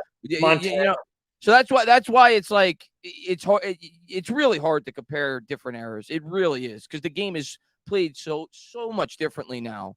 And you had the benefit, like I talked about with Aikman back then, when there wasn't a salary cap, because you could retain your players. But today, if you're a Cowboys fan arguing for Aikman, you could say, well, Eli Manning had the benefit of the rule changes. So it's so hard to compare era to era.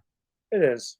It is. I mean, back in when Staubach first started playing, obviously, you could bump the receiver, you could kill the receiver. That they stopped that with Mel Blount, I think, in 1974, 75. They changed rules because Mel Blount used to kill people at the line of scrimmage or 5 yards. Like, you couldn't make the contact after 5 yards because Mel Blount just undressed people out in the secondary, and they changed the rules there. So rule changes always favor the quarterback. I don't think there's any question, which is why this has become such a passing league. And receivers make a ton of money because passing is so prevalent. Back in the day, even when I was growing up, it was running backs. It was Sweetness. It was Walter Payton. It was John Riggins. It was Barry. It was Emmett. It was, Eric Dickerson. Those are your guys. I mean, the Giants always had a strong running game, even when it was Joe Morris and O.J. Anderson. Big time running backs were very prevalent in the NFL when I was growing up, without question. And the best teams that, won Super Bowls had really good running backs. I mean, even the Niners, they had a great passing game. I mean, they had Jerry Rice and they had John Taylor, but Roger Craig was no slouch. Oh, he was great. Marcus Allen was another great 80s running back. And I think Roger Craig was the first guy to ever have 1,000 first. So, yeah. I mean, I also think Roger Craig had 3 touchdowns in Super Bowl 19. So he was really good. Yeah. Abe Froman, the Sausage King of Chicago. Thank you for super chat. By the way, guys and girls, hit that thumbs up. We're almost at 500, so bang that thumbs up. Hit the subscribe button, ring a ding ding the bell, but more importantly, make sure you go into that description. Subscribe to the Annotated Talking Sports. We do this every week. We alternate channels. We do the game every week. We alternate channels. Let's go. Yeah, and I'll be live tomorrow night with JD Sports Talk. So come on by for that. We get ready for the game tomorrow. Going to be doing that weekly as well. So the night before stream. So I'm looking forward to that. And obviously, we'll be back here for the game, and I'll be on Bleacher Report. So, swing by tomorrow. I'll give you more details on that. So, I appreciate all you guys for being here. Thank you guys. We got to get Chris to 50K so he does a 24-hour stream. You have to do that. You have to get him to 50K this year. Oh my God, I'm not looking forward to that. But thank you guys for being here. Thank you guys. Just do it in the summer when the days are longer. I'm telling you, I'm not doing them twice a year anymore. I like the summer. The February one is very tough. The August one is so much easier because there's 14 hours of daylight as opposed to 9. Yeah. It makes a gigantic difference when that sun comes up at 6 as opposed to 7:30. Or the sun sets at 5 as opposed to 8. It's huge for me anyway. So yeah, we got to get Chris there. But Abe, thank you for the super chat. He says, "Sup, fellas? I just want to give a shout out to Tony." Everybody loves what happened to Kadarius Toney. It's great. No question about it. Oh, yeah. How could you not? Earlier, we loved it. Like I said, I've been very active on Twitter, as I always am during the football season. But last night, I could not help every time he screwed up just tweeting something out of him. He deserved all the smoke that he got. He deserves every ounce of disrespect that he got. Yeah. Johnny, thank you for the super chat. He says, "I hate this discussion because people will throw the Giants against Hurts, which is true, but isn't what every good team strives to have." Yeah, I mean, it is what it is, Johnny. Listen, I think a lot of fans, they take it as you're disrespecting their quarterback. To me, it's a compliment to your team. Like, it's an unknown what Jalen Hurts and Dak Prescott would look like if they were in the Giants situation. But I think if you're talking about and evaluating quarterbacks properly, you have to acknowledge the support systems that those guys have. But when Giants fans talk about the support system that Jalen Hurts has and the support system that Dak Prescott came up with, that's a compliment to your football team. You guys built your teams the right way. The Giants did not. It's why we failed Eli Manning, and it's why we failed Daniel Jones early on in his career, because we did not surround them with the necessary pieces to succeed. So it's almost a compliment when we talk about how Jalen Hurts has all these pieces. Well, yeah, because your team provided it to him. So, right, yeah, you built a great team. It's not Jalen Hurts' fault. Yeah. So, well, let me do this real quick, guys. I gotta pay a couple bills. We got a couple sponsors that came on board. So let me pay the bills real quick, guys. You see, everybody gets on me about drinking all this damn soda. Oh, but soda. Body Armor came on board. I got to admit, this water is freaking awesome. This is me drink a lot more water. I'm still going to drink my Coke Zero, my Dr. Pepper Zero. I love soda. So I got to stop. But Body Armor is on board. Body Armor Sport Water is an alkaline water with pH 9 plus and proprietary electrolyte formula with a wide mouth, as you see, which is good. For easier hydration, Body Armor Sport Water is built for all-day hydration for the athlete and all of us. You know me. I try to be as athletic as I possibly can be for a dude that is very freaking old.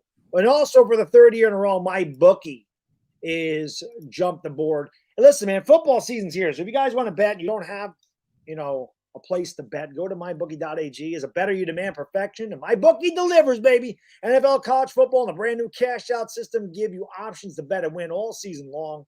Hit the first two legs of your parlay, cash out early, and use the funds on another bet, or let it ride for the chance at a bigger payday. Join the MyBookie family for an entire season filled with odds, boosts, free bets, and super contests. To get started, just go to mybookie.ag and register for an account for free. When you're ready to make your first deposit, just use the promo code BADDOG. It's BADDOG, all one word, to grab a welcome bonus on the house. What's better than free money? You sign up, use the promo code BADDOG, you get free money. I mean, you already win. You also get a limited time. You get a free chip to use in the MyBookie casino, which they have slots, they have craps tables, they have blackjacks. If that's your thing, you can do that too. You can bet anything, anytime, anywhere, only with mybookie.ag. So got to pay the sponsors. Appreciate them coming aboard this year, because that is always amazing that they do that and help the channel out. And I don't know what just happened there. There we go. I was like, where are we? We are there with Johnny. And back to the chat with Boto. Thank you for the super chat, my friend. Appreciate you. He says, yeah, that was a good one. Favorite Romo highlight was him fumbling the extra point. That is a Hall of Fame moment. That was against the Seahawks, wasn't it, in the first round of the playoff? Yeah, I remember that was my favorite Romo moment as a Giants fan is him overthrowing Austin in the 2011 game against the Giants. Right. Yeah, when we came back down, I think it was like 12 points with 5 minutes to go. That's my favorite Romo highlight. But yes, as a broad NFL fan, that's probably the play that sticks out the most. Yeah. Oh, without question. I mean, listen, that just goes to show you how great Eli Manning was. Eli Manning was down 34-22 with 5 minutes ago. Came back and won the game. There you Texas Pete makes everything better. Texas Pete is a great hot sauce, by the way. I freaking love that stuff. And the Cowboys roster has never even seen the Cowboys win the Super Bowl. Hurry up, Marty, the Cowboys fan are stuck in. Hurry up, Marty. The Cowboys fans are stuck in 1995 from Texas Pete himself. Yeah, somebody needs to get the Cowboys a flux capacitor, of course. Yeah. That is a fact for sure. Where am I? Right here. Bodo, Bodo, thank you, brother. Appreciate you. He says, being a Steelers fan, I know, shocking. Seeing Burrow get all that money, I know the Bungles will not be able to afford any other players. Depends on how. Well, there's a chance they may end up losing T. Higgins, but that's just the going rate for a quarterback. And I think teams are starting to realize when you got one, you pay him as soon as you can. And that's what you're starting to see everybody do. The Burrow has only been in the league now for 3 years. You saw Watson got extended really quickly when he was younger a couple of years ago. You're going to see Trevor Lawrence get the extension next year, because the sooner you do it, the cheaper you get him for, because the market only continues to ascend. It only continues to go up. What Dallas did was a mistake with Dak Prescott. If they were going to extend him, they should have extended him right away, rather than dilly-dallying and tagging him and making him go fully against the cap and continue. I think they did that for 2 years, and then they had to pay him a lot more than they would have if they've done it 2 years earlier. So I think teams are starting to realize, well, get it done with as quick as you can. That's what the Giants did after 4 years with Jones, and I think you're going to do the same thing with Pickett. If Pickett elevates by, as crazy as it sounds, Bad Dog, if Pickett's a good quarterback in 2 years, Pickett's going to be making more than Joe Burrow, because that's just the way the market goes. Yep. He'll be making more than Daniel Jones. Oh, for sure he will. Listen, I drafted George Pickens on my fantasy team this year because I think Pickens is going to have a monster season. Oh, Pickens is insane. As much as I like Wandell, as excited as I am to see Wandell hopefully evolve this year, I wish we took Pickens. Yeah. He's really good. He's really good. What a beast. Big Blue Sack Attack. Thank you, brother. Appreciate it. He says, do you think the Giants should have put Brightwell, Flott, and Wandale on IR for the first 4 weeks? I think Wandale might play, but not sure. Patty said he's not going to play week I'd be 1. shocked if Wandale played this week. I'd be surprised. And I didn't realize Flott and Brightwell were injured until Brightwell. Flott was news to me. I didn't know that he had a injury designation either, but I didn't look at the injury report.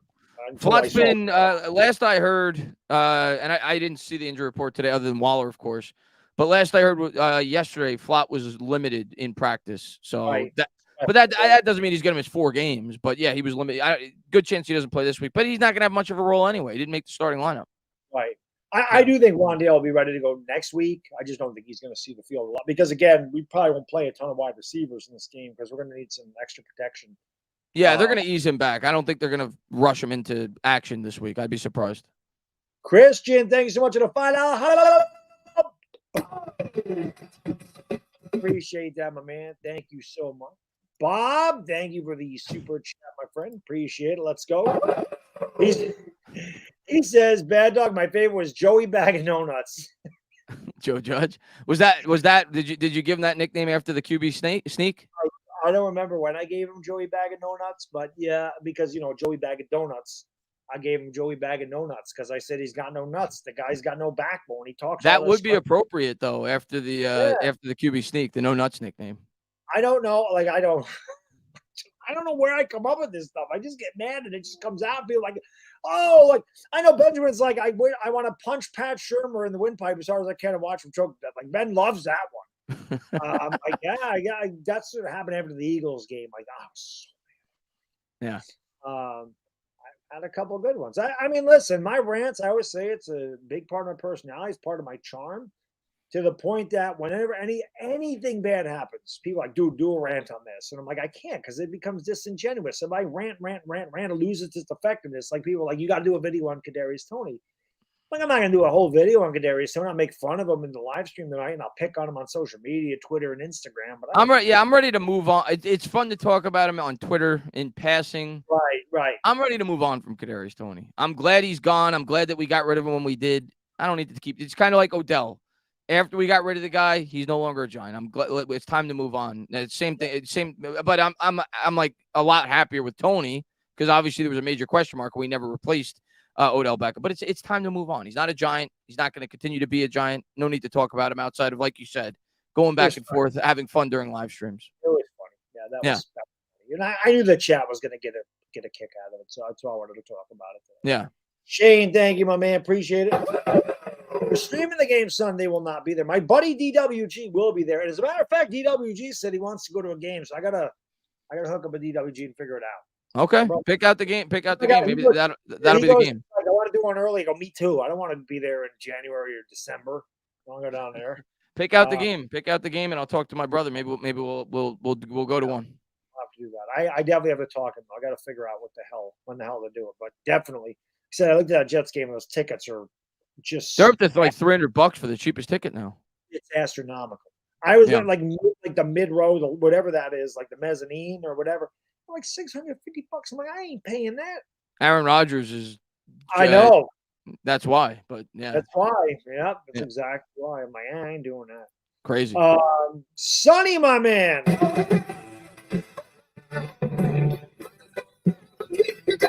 Thank you so much for the super chat. He says, as much as we're excited about the season, Daniel Jones and the Giants still have a lot to prove, especially with so many games in prime time. That's right. We got 6, I think. 4. 6. It's either. I think it might be 5 like night games and then the Christmas Eve game against the Eagles, maybe. Right. Yeah, Christmas I think that's what it is. Yeah. So yes. Wild. It is crazy. We need to start winning these games to change the perception nationally. I agree. They accelerated the rebuilding process with a good year last year, but yes, they still need to take another step forward. People are still taking us lightly. They want to say it was a fluke. They want to say we got lucky. They want to say this. They want to say that. They don't want to give anybody any credit. Our coach is the freaking coach of the year. Our GM did an amazing job with nothing in such a short period of time. They got the most out of Daniel Jones. They got the most out of Dexter Lawrence. They got the most out of these players. And then they had a tremendous offseason. But I completely agree with you. The Giants need to take a step up. They got to beat Dallas. They got to be able to find a way to beat Philadelphia. They got to start beating the upper echelon teams, and they got to start winning primetime games. And they're going to get a chance. They're going to play San Francisco in primetime. They're going to play Dallas. They're going to play Buffalo.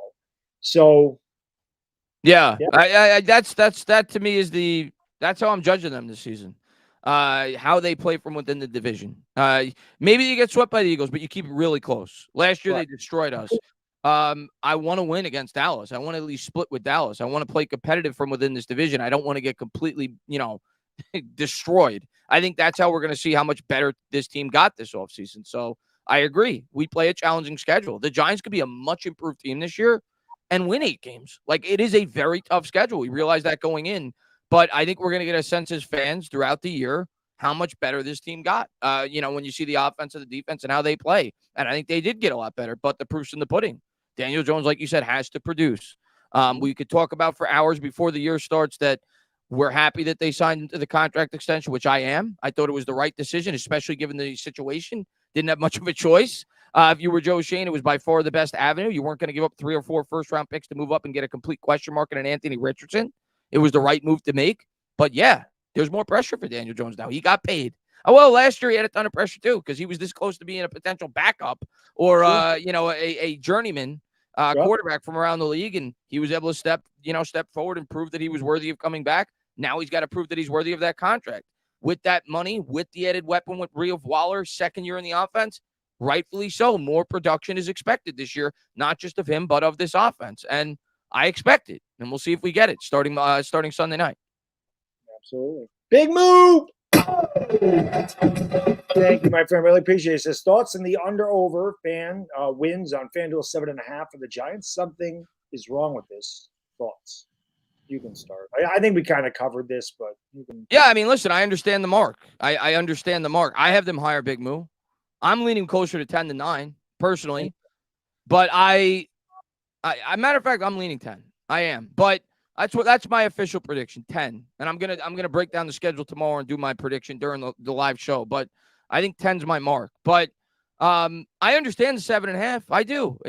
We play a much tougher schedule this year. So I get it. I get fans that say we're only going to win 7 or 8 games. You look at our schedule; it's a tough schedule. So I understand it.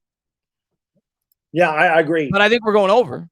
I think we're going over too, but I get the line. It's not because the Giants are not a better team, but their schedule is much tougher. They play 4 out of the first 6 primetime games. They have a 5 out of 7 game stretch on the road at the beginning of the year.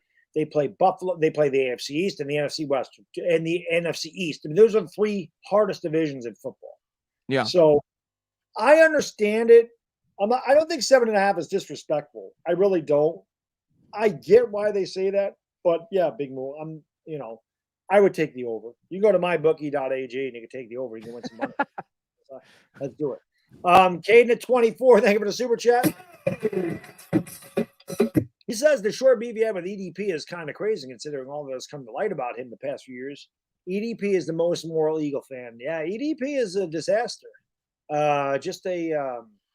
Listen, man, I'm not going to say whatever. I mean, that was years ago, but it is interesting. Somebody mentioned that on one of the videos from way back ago. It just said it's amazing how the trajectories of their YouTube careers went. Whatever. I mean, I'm not going to speak to that, but yeah, obviously he could be in a lot of trouble. I'll just say that. So. It's very appropriate that he's an Eagles fan. He represents them. There you go. Yeah, that's a good point. Yes, perfect. It's a perfect representation. Yeah, he's the poster child. There's no doubt about it. So he's a good representation of Eagles fans. Yeah, that is crazy. Corporate, my man, thank you so much for the generosity, brother. I really appreciate that. Thank you very much. That's really nice. Thank you. Thank you, man. He says, even though most pick the Super Bowl champs to win, the Lions are the king of the jungle. And even though mainstream picked the boys to win, the New York Giants will beat them like Rocky beat Drago in Sunday Night Football. We would break them. I must break. The Lions are really good. Now, granted, the Chiefs were without their second and third best player last night. Yeah, without Kadarius Toney dropping passes. And Kadarius Toney's dropping passes, but the Lions are really good. The Lions are great where it matters most. Their offensive line is great. Their pass rush look great. They're a good team. They're going to win the North. The Lions are really good. They are really good. Did not think they'd beat the Chiefs, but yeah, especially when they went for it on that fourth down. I did again. I didn't like. That was a ballsy call, man. I didn't like the play call. I mean, I would have ran the ball. I liked them going for it. I'm like, you're on the road. It's the Chiefs. I like that. I like that aggressive nature. I love Dan Campbell. He's a fantastic head coach.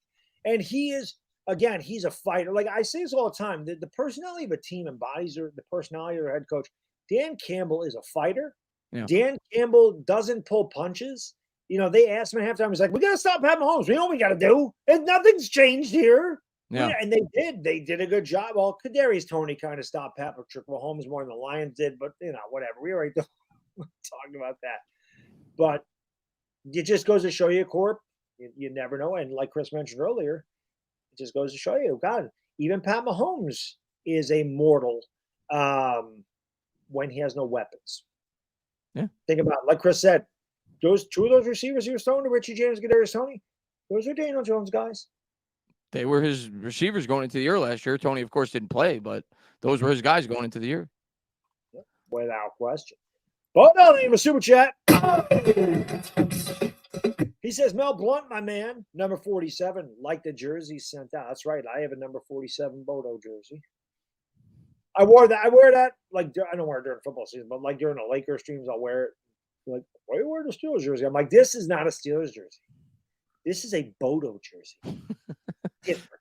It's just black and gold with Steelers colors, but it says Bodo on it. It's a Bodo jersey. There you go. Yeah, exactly. What's up, Bodo? Good to see you, man. Yeah, 47. Mel Blunt was his favorite guy. Mel Blunt was awesome. That Steel Curtain was amazing. I mean, again, I wasn't old enough to see those guys play, but I always watch old Super Bowls. I have a bunch of them on DVD, and they're on YouTube now. I just love watching Joe Green and L.C. Greenwood and Dwight White and Mel Blunt, Jack Wagner, not Jack Wagner, Mike Wagner, Stallworth and Swan, Franco. Those Steelers teams were amazing, and you know what? They drafted all those guys. Yeah, I mean, Jack Lambert. I freaking loved Jack Lambert. Jack Ham. I mean, my God. I mean that. There's like 10 Hall of Famers on those Steelers. It's crazy. The most amazing Steelers stat to me is they've gone through 3 head coaches since like the 60s. That's the most amazing Steelers stat to me. Without question. It's one of the insane most organizations ever. It is crazy. And they've only had 7 losing seasons in the Super Bowl era, which is wild. We've had 7 losing seasons in the last 8 years or 9 years. Right. Exactly. Cooper, thank you for your first ever super chat. Appreciate that, man. He says, just joined. Did you guys see the video of Darren Waller walking? He looked fine. Daboll's playing mind games. I hope, Cooper. I mean, I don't know. I mean, who knows? I heard people say that was earlier in the practice. I don't know. We'll see something. I think he's going to play. I just hope this isn't something that lingers throughout the year, but I'm not going to read too much into anything. I'm hoping it's mind games by Dable, but we'll see on Sunday night. My guy Irish said, come on, guys, hit the like button. We're at 492. We have 800 people in here. We got to get to 500. Just got to get there. But yeah, Cooper, hopefully Waller is fine. I don't like hearing the hamstring thing. That we've dealt with hamstring crap because of Kadarius Toney, and Waller's had hamstring injuries. So that's the thing because of his history. But hopefully he plays and he's 100%. Hopefully it is just a little bit of gamesmanship by Coach Dable. Nick Knack, Patty Melt, thank you, my friend. Even Mahomes struggled and lost dealing with what Jones has dealt with his whole career. Poor wide receiver talent and no number 1 receiving threat. Jones is the man. Facts. Listen, I'm excited for Jones this year. There's no doubt about it. I think he's gonna have a big year this year. So I can't wait till we see how he plays on Sunday night. And on top of that, Pat Mahomes has one of the greatest coaches in the history of football, and Daniel Jones did not for his first. He just got a good coach. He's not Andy Reid yet, but he just got a good coach. And the Chiefs actually have a good offensive line. The Giants do not yet at least. Right. Yeah. So it is amazing what happens when, oh, geez, he's not throwing to Tyreek Hill. He's not throwing to Travis Kelce. Wow. It's not easy, even when you're Pat Mahomes. That tells you all you need to know. Imp! He says, Vlad the Impaler is a Giants fan. It's all good. Roger Craig lost his cookies against the Giants. That's something I'll never forget as long as I live. Eric Howard knocking that ball. It looked like it was over. Steve Young hit Brent Jones in midfield. Then Roger Craig ran for a first down, like 2:30 to go. And it's looking like the Niners are going for a three-peat. The next thing you know, the ball pops out. Lawrence Taylor comes up with it. Bavaro, Hostetler on a gimpy knee, runs out to the right, hits Bavaro. Bavaro breaks a few tackles, gets down, inside the 40. Then he hits Stephen Baker on the sideline. And Matt Barth. That's my favorite Giants game ever, that 1990 NFC Championship game. And I say it all the time. If you guys and girls have never seen that, you want to see a good old-fashioned smash mouth, tough, hard-hitting defensive game between two elite teams of that era. That 1990 NFC Championship game is your game. It was – I get goosebumps thinking about it. I love that game because nobody gave the Giants a chance. No. Nobody. And I just wanted to beat San Fran. Of course I wanted to win the Super Bowl, but I'm like, that's just icing on the cake. I was so happy we knocked San Francisco the hell off their perch. Yeah. I was sick and tired of watching them there all the damn time. I was. I couldn't deal with another and I loved Jerry Rice, but I couldn't deal with another Niners Super Bowl. No, I mean, that's definitely one of the defining games. And then even after that, we were still underdogs against the Bills, and we found a way to beat them.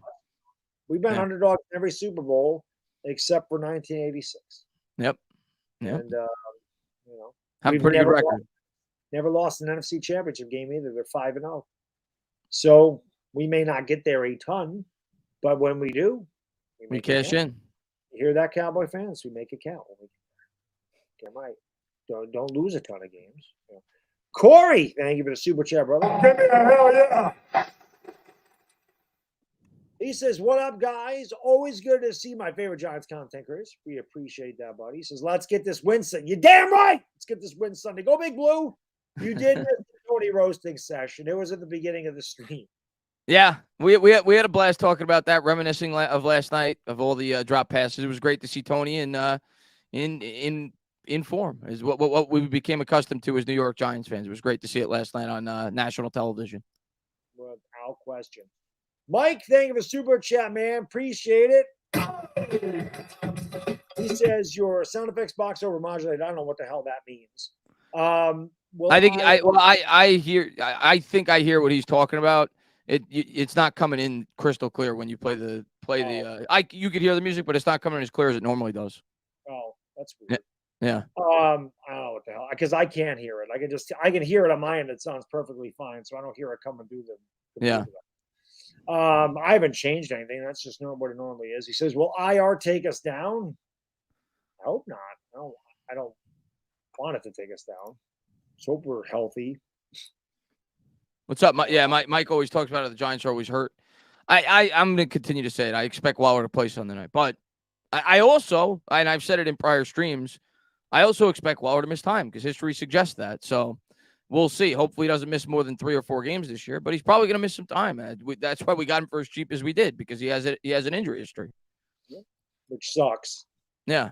Hopefully he doesn't rear its ugly head because we need him. I mean, it was a big pickup, but we knew the history. Yeah. Like I said, it just sucks that he got through the entire preseason without any issues, and now all of a sudden, he doesn't. So I don't know. Hayden, thank you for the super chat. The $2. Boom! Let's go. Chris, thank you for the super chat, man. Appreciate it. Let's go. He says, Dable playing line games doesn't make sense. Dallas is preparing for Waller no matter what. Waller does have a history of hamstring. I don't think it's mind games, honestly, Chris. I don't. I think that there's a legitimate hamstring thing. I think he's going to play, though. I expect him to play. But I think he's probably been dealing with at least minor hamstring injuries throughout the week. I don't think it's mind games. Yeah, I don't think it is either. Just, maybe they're questionable. Maybe it's, actually, they don't have it, right? There is no probable. Isn't it only, I thought they only had a couple of designations. I thought it was just 2. But there's doubtful. I don't. I know they used to have probable, but I don't know if they. I don't remember if they took it away. But questionable and doubtful now. Is what yeah, I saw. think you're right. I think they used to have a probable, but they don't. They haven't had it in a few years. I think you're right about that. Yeah, it is weird. Bono, thank you, my freedom man, brother. Appreciate you. And he appreciates the mods. He said, hello, fellow mods. You are the best. I do have some really good freaking mods. Damn good moderators. Without question. Eric says T. Higgins, Ayuk, Judy, Evans, all in the market. T. Higgins is the guy if they're going to go after somebody. He's young. Yeah. He's coming off his rookie contract. He's better than Judy. Brandon Ayuk is really good too. Evans, listen, when I saw that they turned DeAndre Hopkins down, I'm like, I didn't know this when I made the Mike Evans video. I'm like, if they turned Hopkins down and they wouldn't have to give up anything, why the hell would these trade rumors about Mike Evans even be a thing? I haven't heard a single trade rumor about the Giants being interested in Mike Evans. I've just heard people on ESPN talk about how they're a potential possibility, but I haven't heard a single credible rumor about. We're not trading for Mike Evans. No, that's what I mean. There was We're not trading for Mike Evans. Joe Shane is going to make call. Joe Shane's acquired, and Joe Shane this and Joe Shane that. And then when I heard the stuff about Hopkins, I'm like, it doesn't make any sense. Like they turned him down, and he's obviously a really good receiver. He's 6'1". He's still really good. I mean, he dealt with an injury. He had the suspension, but I'm like, you wouldn't have had to give up anything. And they said no. So why would they give up something for somebody that's the same age and somebody you'd have to pay? Like, it doesn't make sense. So I didn't even know that about Hopkins until that came out yesterday. The only guy, and by the way, none of those. T. Higgins is not on the market. Not right now. He may be on the market next year.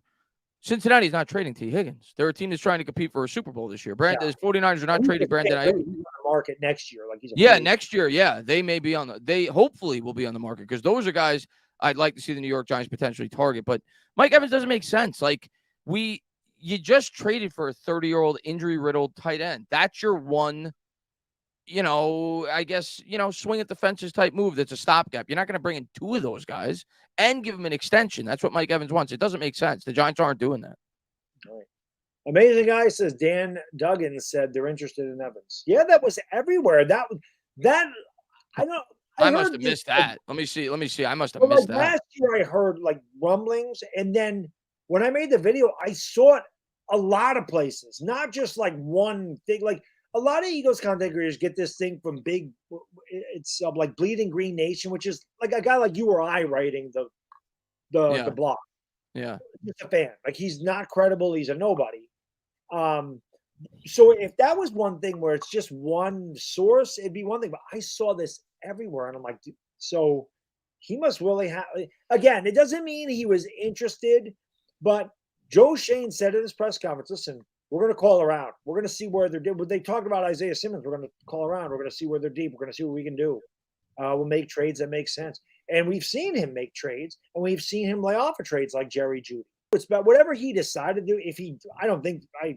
98% they're not bringing in Mike Evans. But if they did, Joe Shane must know what the hell he's doing, and I would just trust him. But I'm sure he'll at least inquire. He's always going to at least pick up the phone. Yeah, but that's what a good GM does. Yeah, too. but Mike Evans, to me, especially if he requires a contract extension at his age, I don't see it. I just don't see it. It doesn't make sense.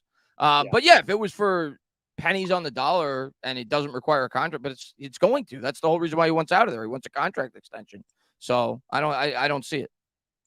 My guy Pungum is the man. He says we got some sort of stupid in here. Funny how that happens when Eagle and Cowgirl fans are in here. Truly entertaining. Well, I think we know as Giants fans what we're dealing with when we deal with the other in this division. I mean, let's be honest.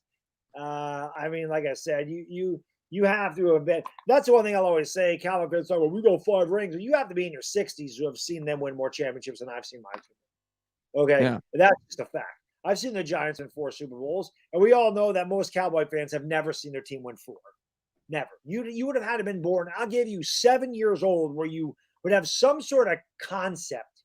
I'm always like, Yeah, I've been a Cowboy fan since I was 3. Bullshit. You wouldn't know what the hell you're looking at. You don't even know your damn ABCs when you're 3 years old. Oh, I was a Cowboy fan. Sure you were. Sure you were. Even if you were 3, you'd have to be old. You'd have to be 50 to have seen 4.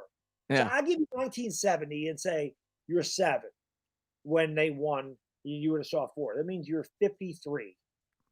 Yeah. You know, and you have to be pretty much in your 60s to have seen all 5. And there ain't no 60-year-old trolling my page. So I saw the last 3, and they were maybe the greatest team I've ever seen in my life. That's how good that Cowboys team was. I'll give them credit for that. But since then, they've been garbage. trash old. Yeah, they were pretty good. They were so good they made me sick to my stomach. I mean, in '95, they were so good. Barry Switzer was ass, and I was sitting there going, I could have coached that team to the Super Bowl.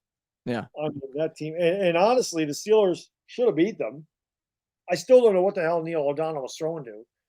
Oh, there's Larry Brown. Yeah. So somebody said, how old am I? I'm 37. So I was 8. The first, what did they win? Their first one in 92 or 93? Yeah. I remember when I was going into 3rd grade, everybody had the Cowboys and 49ers jackets on. See? Yeah. I remember. I was older. Yeah. I was, 14 or whatever. No, 17. And yeah, I was in high school. So yeah, I'm telling you, in junior high, they were all 49er fans. Yeah. That's when the Giants knocked them the hell off in 1990. I loved it. And then 2 years later, we're all Cowboy fans now. Gross. Like their jerseys. That's the other reason I hate the Cowboy. I am not a jersey guy. I say this all the time. I don't really care. I don't get all, those jerseys are fire. Like, I'm not that guy. That was probably my favorite. Here we go. I'm going to date myself. That was my favorite diss in that video. I was talking about the uniforms and how they're just ugly to me. Those silver pants, that stupid star, they suck. Those jerseys suck. Okay. And I'm like, but people are like, oh, those jerseys are fire. I'm like, when back in my day, we would have said those jerseys are dope. That's how long ago it was that they won a damn Super Bowl. Oh, those are dope. Those things are fly, man. That's hype. That's it. Dope. That's dope. They suck. Come on, Giants fans. Let's go. Ready for this. I'm ready. I'm excited. I think we're gonna pull it off, but we're gonna find out soon. We'll find out in a couple of days. Chris, thank you for the super chat. He says, did you guys see the HBO documentary? I definitely didn't because I don't have HBO. He says, BS High. Michael Strand produced it. It's about that fake high school that lost 58-0 to IMG Academy. I didn't even hear about it. I saw I haven't watched it yet, Chris, but I did see it. It's advertised all over HBO Max. I didn't know it had anything to do. I didn't know what it was about, but maybe I'll check it out now. But yeah, I have seen it on HBO Max. I haven't watched it yet, though. Awesome. 539 likes. You'd love to see it. Love to freaking see it. Corp, you are the man. Thank you so much, brother. I really appreciate that. Thank you very much. That's really nice. Thank you. Thank you. He says, so I ordered the New York Giants Legacy Wrestling belt. There you go. I'll be wearing it to all 3 live rogue. Represent, my friend. Represent that I'm going to the season. I'll wear it with pride because I smell what the Giants are cooking. He smells what the Giants are cooking. You know what you got to say to them Cowboys fans? So just because you threw a rock thing out there. So Shut up, bitch. there you go. That's what you tell the Cowboy fans. That's what you tell when you're on the road. Give them a little rock. That's awesome. I forgot what games you said you're going to do. I remember he said they're all road games. I remember that. Yeah, New Orleans, Miami. Yeah, yes. I think he said those two. And I don't know if my guy G Money's in the chair or not. He lives out on the West Coast, and he said he's definitely going to Arizona. He lives in Cali. He's going to Arizona. He's going to San Fran, and he said he might even go to Vegas. So G Money, he's a slot channel, and I just love it because he bet like there's a lot of slot channels. And I'm a guy. I mean, I don't really bet a lot. I do it more for entertainment. I'm never going to bet enough to win a lot. I like to bet parlays. I like to take a shot. A little for a lot, obviously low risk, high reward. That's the way I gamble. It's more for entertainment than trying to win. So there's a lot of slot channels on YouTube where guys or girls are betting $50 a spin. Like I would be sick to my stomach Yeah. betting like that. I can't do that. So he bets like I do, $1.20 a spin. Like that's what I can afford. And he would say a lot of the same things that I said. That's how I found him. And I think he commented on my channel once, and I noticed he was a Giants fan, and I saw what he did. And but he travels a lot, so he does drive to Vegas. He drives to Seattle. He hits up the Giants on the road. It's always good to have representation when they're on the road. Yeah, for sure. LPG goes to every game. You know, LPG's got it like that. Yeah, he does. Yeah, LPG's got it like that. Gary, thank you for the super chat. He said you guys should do a jersey tier episode. What do you mean, like jerseys from around the league or Giants jerseys? I don't know. What do you mean, Gary? I don't. Like I said, I did that just to irritate them. I really don't care about jerseys. I don't like the Cowboys jerseys. I'm trying to think of my favorite jerseys. Giants color rush. I love the Giants color rush. I mean, I've always liked the Raiders jersey. I think the Raiders jersey is really cool. The black and silver. I like the Steelers black and gold. I've always liked those. Yeah. I think the Raiders are probably my second favorite. I've always liked their jersey. I'd have to think about it. A lot of people tend to like the Seahawks jerseys. I don't know. Doesn't feel like football to me. I'm not a big fan of their jersey. Yeah. I think the Raiders are definitely my second favorite. That's the one that really stands out. Yeah, without question. I mean, the Chargers, yes. Lizzie, yes, the Chargers powder blue. That's a really good one. Blue, that's a good one. I mean, you know what? The 49ers jerseys, I think, are really nice. Yeah. I like the 49ers jerseys. I've always liked the Steelers jerseys because to me, like looking at the 70s Steelers, it was just like black and gold. For whatever reason, it just was I think it was pretty cool that the Steelers and Raiders, it was black and gold versus black and silver. Black's my favorite color. Yeah. But there was just something about those Steelers uniforms that were just intimidating. And maybe it was just the guys wearing them in the 70s. And it's just, there was just something about watching those old highlights of Lynn Swann and John Stallworth just running and just watching Jack Lambert kill people. I don't know. I've always liked the Steelers. I've always respected the hell out of the Steelers. I like the Chiefs jerseys. I've always liked the Chiefs jerseys too. I like the red. I think the red and white is really cool. I've always loved their logo, that little like arrowhead, because they play in Arrowhead Stadium. I've always thought that was really cool, and I always liked the Chiefs, like in the 80s. And I mean, again, I'm a guy that loves the history of sports, so I always like to see Len Dawson. I think Otis Taylor belongs in the Hall of Fame. Johnny Robinson finally got in the Hall of Fame. I don't know why he wasn't, but he was a really good free safety. He started as a running back, and became a free safety. Of course, Len Dawson was drafted by the Steelers, but and went to the Chiefs. But I've always liked that. Ernie Ladd. Who's the other guy? Bobby Bell. There was another. They had Willie Lanier. Like I just like the history. But going to the 80s. Christian Okoye, Barry Ward, Stephon Page, Steve DeBerg. And I loved Marty Schottenheimer. Schottenheimer was a great coach. He just could never win the big game. He did it in Cleveland. He did it in Kansas City. Schottenheimer got fired No, I'm confusing coaches. Who was the Chargers coach? Was he the Chargers coach that got fired at 14-2? Who am I confusing him with? That was Schottenheimer. Schottenheimer, didn't he? Schottenheimer coached the. I'm confusing him with somebody else. And the Browns. Yes, he was. People are saying it. Yeah, Marty Schottenheimer got fired by the Chargers when he went 14-2. Marty Schottenheimer is one of the most underrated coaches ever. Nobody talks about him. He was really, really just never could get to the Super Bowl, and that was this close in '86 when Elway led them down on the drive from 98 yards. I mean, the Giants still would have smoked Cleveland. The Browns were not beating the 86 Giants. Nobody were beating the 86 Giants. I actually think it would have been worse. I think the only reason the Broncos competed was because John Elway was John Elway. That's it. Incredible. Yeah. But, yeah, I always loved Marty Shaw. I just love the history of football. I really am. I am a historian, especially baseball. I love it. I really do. It's a big deal for me. I just always love the history of sports. Big moo. I mean, big. He says, need to come out with a Chris and the Bad Dog t-shirt. We should. Yeah, we should. What's up, Big Moo? Good to see you, buddy. Yeah, we should. Yeah, for sure. Talk about that because I'm working with Print Champs on some. Hopefully, I have this merch out soon. I talked to him today, so I should have merch out very soon. I got 2 things I'm working on. We're going to release one and then release another, and then I got a third one. I think I told Chris about it, which is going to be really funny. But yeah. Oh, yeah, I know the one you're talking about. Yeah, we'll have to come up with some kind of design and figure it out. I think that'd be pretty cool. That is a good idea. I like it, Big Moo. Dashy, my man, thank you for the super chat. I'm just going to say this. He says, for Chiefs fans who are making excuses, Shut up, bitch. and he's Crimea River, and The Rock says it best. Oh, of course, Dashy loved it. He's a Bengals fan, so he loved that.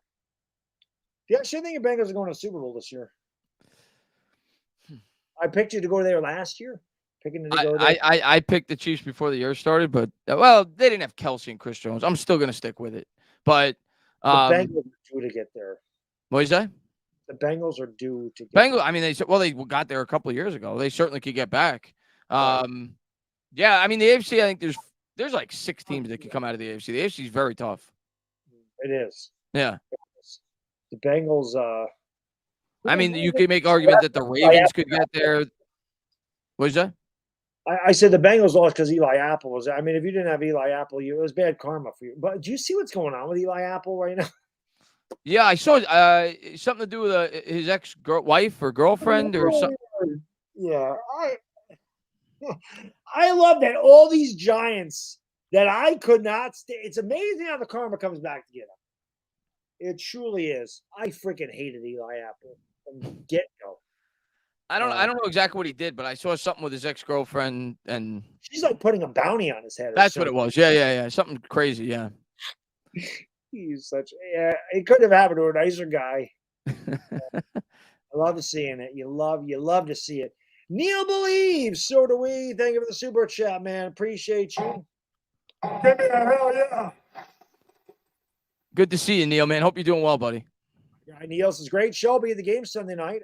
Shout out to everyone in the chat. Let's fucking go, Big Blue. Good to see you, Neil. Hope you're doing well, man. And enjoy the game. Giants fans, a lot of Giants fans are going to that game in our chat. Like I said, my guy DWG is like, you going to the game? Like, I'm not going to the game. Why are you asking me? I'm like, you should have asked me when you were going. I couldn't go anyway because I had to work the next day. No, I wouldn't go to a Sunday night game because I gotta be up at work at like 6 a.m. I wouldn't do that. I would never make it. I'm 4 hours away. Yeah. So that's a very, very, very long drive. I have to stay overnight and I miss the next day and whatever. I can't do it in September. Like September is difficult. Kids just starting school. Like I wouldn't want to do that. But obviously we get it in October and everything's settled down. Different story. Yeah. Where am I? Bodo, thank you for the super chat. My favorite drive is going through Cincinnati, 0 Super Bowls, going through Cleveland, 0 Super Bowls, then going through Buffalo, 0 Super Bowls. It's fun being a Steelers fan. I'm glad and of course, Bodo's a truck driver. I'm glad you enjoyed that drive because I can tell you, I drove to Cleveland, and what a horrendous drive that is. You drive through Western New York, and I got to be honest, and I know Dashy's going to love this. Cleveland is probably the worst city I've ever visited in my life. I don't think I've ever been to Cleveland, and I don't think I ever want to go. Yeah, there was a National Card Show convention there, so we drove. It's 6-8 hours, whatever it is. We went to Progressive Field. Was very nice. I'll give them that. Cleveland as a city, awful. It's regarded as one of the worst cities in the country. Awful. Yeah. Yeah. No disrespect to the teams in Cleveland. Like again, the Browns, I've always felt bad for the Browns. Like I said, they got close in the 80s. They were great in the 60s. They had Jim Brown. Like the Browns were the shit, in the NFL days. But man, that city sucks. I don't know what else to say. Cleveland does not rock. Mark, keyword I said in that sentence, Mark, was one of. Philly is the worst city in America. Yeah, I said one of. No, it's certainly not worse. Philadelphia is a disgusting city with disgusting people. Yes, my fellow Jim Rat. He says, which current New York Giant player do you guys think would be a good WWE wrestler? John Michael Schmitz. Yeah. Yeah, yes, he's a good one. I mean Darren Waller. Darren Waller, he's 6'6". He's built like an Adonis. Yeah, I'll go with Darren Waller, man. He gets hurt all the time. He does get hurt all the time. The best wrestlers ever came from Minnesota. The Legion of Doom, Rick Rude, Kurt Hennig. Like they all came out. They were all lived in Minnesota. Like I swear to God, like they were the toughest sons of bitches ever, and like legit tough guys came from Minnesota. So I would say John Michael. Not that he lived in Minnesota, did he? I don't know where he's from originally. I just know he plays football in Minnesota. So I'd go with John Michael Smith. I could see him being a beast. Oh, for sure. Andrew Thomas, I could see it. Evan Neal, I could see it. Those guys are monsters. Amp, thank you for super chat. Appreciate you. He said disregarded another super chat. No problem. Did I? Oh, I'm sorry. Where did I go? How the hell did I miss that? I think you had a chat up. You had it up earlier, but you got caught up talking about something else. It was about the Jets. Maybe I did. Maybe I did. You had it up, but I think you got caught up talking about something else. I'm sorry about that, Amp. My bad, brother. He said delusional Jets fans think they are Super Bowl bound again. Yeah, well, that's ever. You know what, Imp? They're getting to be like Cowboys fans a little bit this year. It's very similar to the Nets, I think, when they got Durant and when they got Kyrie Irving. And you get it. They have every right to be excited. They haven't made the playoffs in 12 years. They get a guy at the most important position they feel like could put him in contention. But how did that work out for the Nets? So it's like I feel like it's very similar to that. You're getting a lot of people now that are starting to hype up the Jets. Everybody's talking about the Jets just like everybody talked about Brooklyn. It'll probably fail like it's done for the Jets in the past. Like everybody talked about, what was it, Philadelphia, the year they had their dream team. Was that 2012? Yeah. They won 4 games. So, yeah, but I mean, like we talked, and I didn't mean to miss your super chat. I don't know how the hell I skipped over that. But like Chris said, I mean, let them have the headlines. Let the pressure fall on them. Let the Giants have the, like fly under the radar. Let the Jets have the back page in the Daily News and all this other stuff and talk about Aaron Rodgers and Jet Life and all this. I mean, yeah, Aaron Rodgers is a cocky bastard, and he's coming there and he's brought a swagger to the Jets, but you're not the Packers. And as good as I have no problem with the Jets. I do not dislike the Jets. The Jets are in the AFC. It's like the Mets. I do not dislike the Mets. If the Jets make the Super Bowl and the Giants are not there, I'm rooting for the Jets. Yeah, I would root for the Jets. But slow your roll, Jet Life Stadium, okay? The Jets, this is the Giants Stadium. It always has been.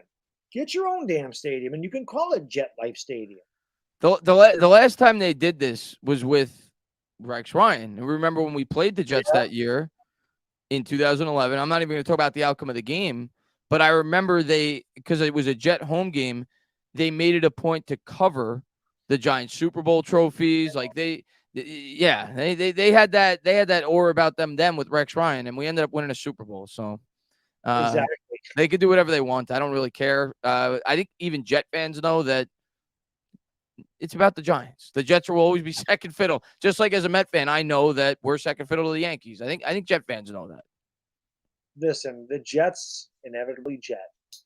I mean, it just I don't know what to say. And it's like the Mets. The Mets do everything right. It just, for whatever reason, it never pans out. And that's the same thing with the Jets. Like we've heard this from the Jets. They make these moves. Oh, the Jets are going to be great. The Jets are this. The Jets got Zach Wilson. The Jets got Garrett Wilson. The Jets got this. The Jets got this. The Jets. The Jets are 5-12. The Jets are 6-11. The Jets are 4-13. I'm not saying they're going to do that with Aaron Rodgers, but it just happens. The Jets. Aaron Rodgers is one of the greatest quarterbacks in the history of this game, and I'm not going to say otherwise. But that man has won one damn Super Bowl, and with all the talent he has and all the talent he's had around him, he's talking a lot of shit for a guy that's won one Super Bowl. He should have won a lot more. Yeah, he should have. So you're all going to the Jets, buddy. This is the Jets. You're not in Green Bay anymore. You can get away with that crap in Green Bay. You're not going to get away with it in New York. He really put a bullseye right in his ass, Chris, because if he fails, he's going to get smoked by this media here. Of course he will. Green If he fails. Bay's, what happened there? RELAX. That shit ain't flying in New York. You have high expectations here and you fall short, they will crucify you. Yeah. The fan base is harder than the media here. In Green Bay, everybody loves the Packers. It don't matter what they do. They love their Packers. They loved them in the 80s when they were terrible, okay? Before Don Majkowski brought it back and was like, the Packers back. But Forrest Gregg was their head coach. They were terrible. And they still love the Packers. But, man, in New York, different group of people. Yeah. Not so friendly when you don't produce like you're supposed to. Tutto, grazie, paesano. What's going on, Tudo? Let's do this.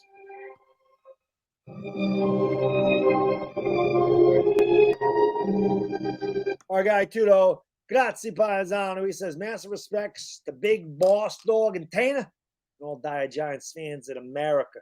Greetings from our entire rugby team in Italy, and please slap the Stinky Boys losers out of dough. Forget about it. Tudo's always got a different picture. He's always got a different muscle shirt on. Every time he comes in, he's got a different muscle shirt on. My buddy Mo, the guy that I work out with, kind of built like that right there. Yeah. And I always ask Mo, I always joke around. I'm like, where can I buy that shirt with the muscles in? I'm like, I look all over. I can't find that shirt. I can't find that one. And he just laughs. He's like, it's a special order. I go, yeah, well, tell me where you got it because I need that. I need that shirt. Bob, thank you, my man. Give me a hell yeah. Hit that thumbs up, guys, girls. Let's go. Give me a hell yeah for the Giants and the Cowboys. We're going to get out of here in a couple minutes because I'm tired. I told Chris, you guys fired me up tonight because I told Chris I have had such a long – I've worked like 55 hours this week, and I've been to the gym like every day, and it is hot as shit all week. You know, it's been in the 90s. Been horrible this week. Awful. Like swelter. Like the summer finally made it. Yeah. And, you know, my kids started school and all this other stuff. And it's just like, my God, I've not stopped running around. So I'm tired. And I am taking a day off tomorrow because, you know, Bad Dog needs to get a little rest for Sunday because I am going to well, we'll see. I want to be excited. I don't want to rage, but that could happen too. You don't know what the hell you're getting. But Bob, thanks too much. Says, let's send out prayers to the best tight end in New York Giants history, Mark Navarro, who is just now recovering from long-term COVID. Wow, I didn't realize that. Yeah, I didn't know that either. That's horrible. Hopefully he's doing better. I have no idea. I didn't know that either. But, one of my favorite Giants ever. And anybody that's my age or older or whatever, you know, that lived through the Bavaro era from 85 to whatever was 90, 91. I think 92 he was in the Eagles. But I think 85 to 90, 84 to 90, no, 85 to 91. What a beast. He is Parcells just with that Bavaro boy. That Bavaro boy, he's a stone face, man. You don't know what the hell he's thinking. I'd hate to have to fight that son of a gun. Just tough. That guy was New York. He's one of the Giants I really wish I got to see. I never got to see. He's one of definitely the top 2 or 3 Giants I wish. Obviously Taylor at the top of that list, but Bavaro's probably second. Yeah, that's one benefit of being an older Giants fan is you did get to see just some amazing freaking Lawrence Taylor, Harry Carson, Carl Banks, you know, Mark Bavaro, Phil Simms. We got to see some really good ones. You know. Good times. And Giants fans, we're gonna get those times back. It's right around the corner, man.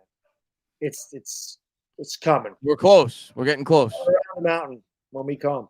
We'll be coming around the mountain when we go. Yeah. Let's go. Dashy, thank you for the super chat, my man. Appreciate you. Let's go, brother. Sometimes eat pineapples by themselves. Pineapple's my favorite fruit. We know we don't put that on pizza. Never. That's your favorite fruit. Real? My favorite fruit's strawberries. Yeah, I love pineapple crisp. When I'm president again here next year, November is coming, November 2024. Make sure you go out, you vote for Trump. I'm already putting into the works. If you put pineapple on your pizza, you're going right to prison. You're going to be behind bars of cooking Hillary, quite frankly. And I don't even want to see pineapple and pizza in the same room. It's going to be a federal offense. We're not going to have any pineapple on the pizza, Chris. We're not going to have it, quite frankly. Either that or what I'm going to do is I'm going to make you spend a couple of nights in Philadelphia. That might even be worse than be behind bars. You can tell I'm tired. Shane, thank you for the super chat. What wide receiver would be best fit for the Giants next year? T. Higgins. I think Chris and I both like T. Higgins.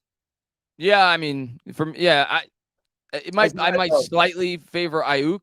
I would welcome either one with open arms if they became available. I think they're both great, and I think they'd both be a great fit. But I probably slightly favor Ayuk, but it's by a very narrow margin. I think both those guys are great. I don't know if they're going to become available, but if they do, yeah, I think the Giants should target them. I agree. Bono,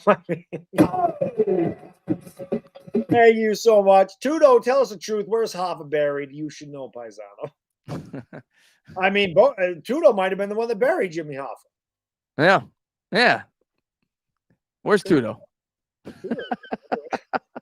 Tudo likes to go to the link and break teeth. And yes, I saw Amazing Guy ask, because Higgins a free agent next year. He is, but that doesn't mean he's going to hit free agency. They may tag him, they may sign him. You don't know, but yes, he's a pending free agent. So they're gonna keep Jamar Chase. Well, of course, they can't keep them all. Yeah, we'll see. You and I wanted to draft T. Higgins. There was a lot of wide receivers you and I, but I mean, Paris Campbell's one that I know you and I both liked coming out of Ohio State, and there he is, a Giant. And I loved Isaiah Simmons, and here he is, a Giant. So I like that we got a couple of guys that, well, I wanted to draft Simmons. He wanted to draft Tom. I mean, I had no problem with Andrew Thomas either. I was happy as hell. But I'm so pumped up about Isaiah. I just think Isaiah Simmons could be such a dog for this team. I think it's awesome. Imp, thank you so much on a $10. Boom! Oh, I didn't know, Dable. They picked up the fifth-year option on Ayuk, so he won't be, unless they trade him, he won't be available next year. So I didn't even know. So there you go. Yeah, I could definitely see him being traded. That's possible. But I'm not banking on that. We got to keep drafting and then keep. Hopefully Jalin Hyatt becomes a really good receiver next year. Yeah, I don't see the Giants trading, and they didn't do it for Jerry Jeudy. T. Higgins would be a much higher price. He's better than Jerry Jeudy. Higgins is going to be the highest paid receiver in football next year if he hits free agency. Yeah. I definitely think so. Well, without question. I go home. I'm way behind.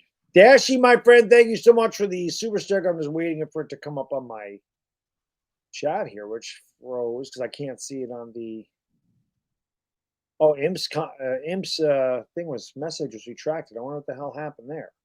He might have just given $10. I don't see a message. No, it's a message retracted on the YouTube thing. Oh, okay. What happened? Dashy, thank you for the super sticker, my friend. Appreciate that. Little dumbbell here.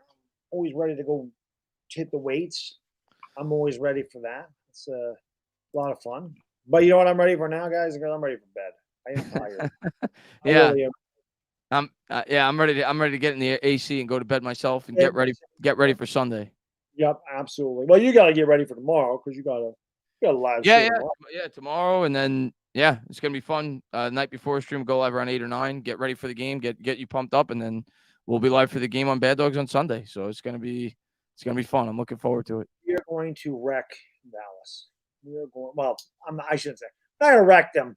We're gonna beat Dallas 24-20, which is funny. Lord Brunson picked the same exact score. He did not know I picked the same thing. You picked the same. I picked the same score. Didn't know. Yeah. Didn't know. So we're gonna win 24-20. So it'll be 4 points, and then we're gonna talk about how we beat the brakes off of them. Yeah. It would feel like a blowout if we beat Dallas. It really would. Davey says, "Where are you streaming, Chris?" I'm streaming tomorrow night. I'm going to be on my channel with JD Sports Talk, who's awesome. He works with Knicks Fan TV. He's been on my channel before. We're going to be doing a weekly show this year. At least that's the plan. The night before every game, and then and then the day of the game, and I'll give you guys more details tomorrow if you swing by my stream. But the day of the game, I think at 6:40, I'm going to be live on Bleacher Report on their platform for 40 minutes pregame, 7:20-ish. I'll be done. And then I'll head on over to Bad Dogs at about 7:45, whenever we're going live, 7:50, whatever it is. And then after the game, I'm going to do a post-game live on Bleacher Report. So, yeah, I'm excited about that. So hopefully you guys swing on by for that. I'll be live on their app. No question. So, me after the game, I always do the post-game video.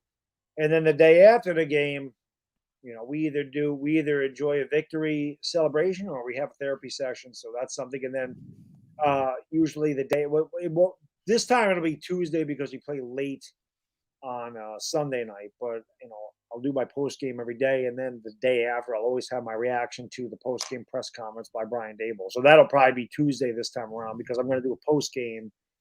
And then that'll be late at night. So I'll let that run the next day. And then Tuesday, I'll record a video and put it up Tuesday and give you my thoughts and reactions to his post game. So listen, guys, girls, you were amazing. We had almost 1,000 people in here at one time. We're almost at 600 likes. So if you haven't hit that thumbs up, please do so. And hit the subscribe, ring the bell. Make sure you come back.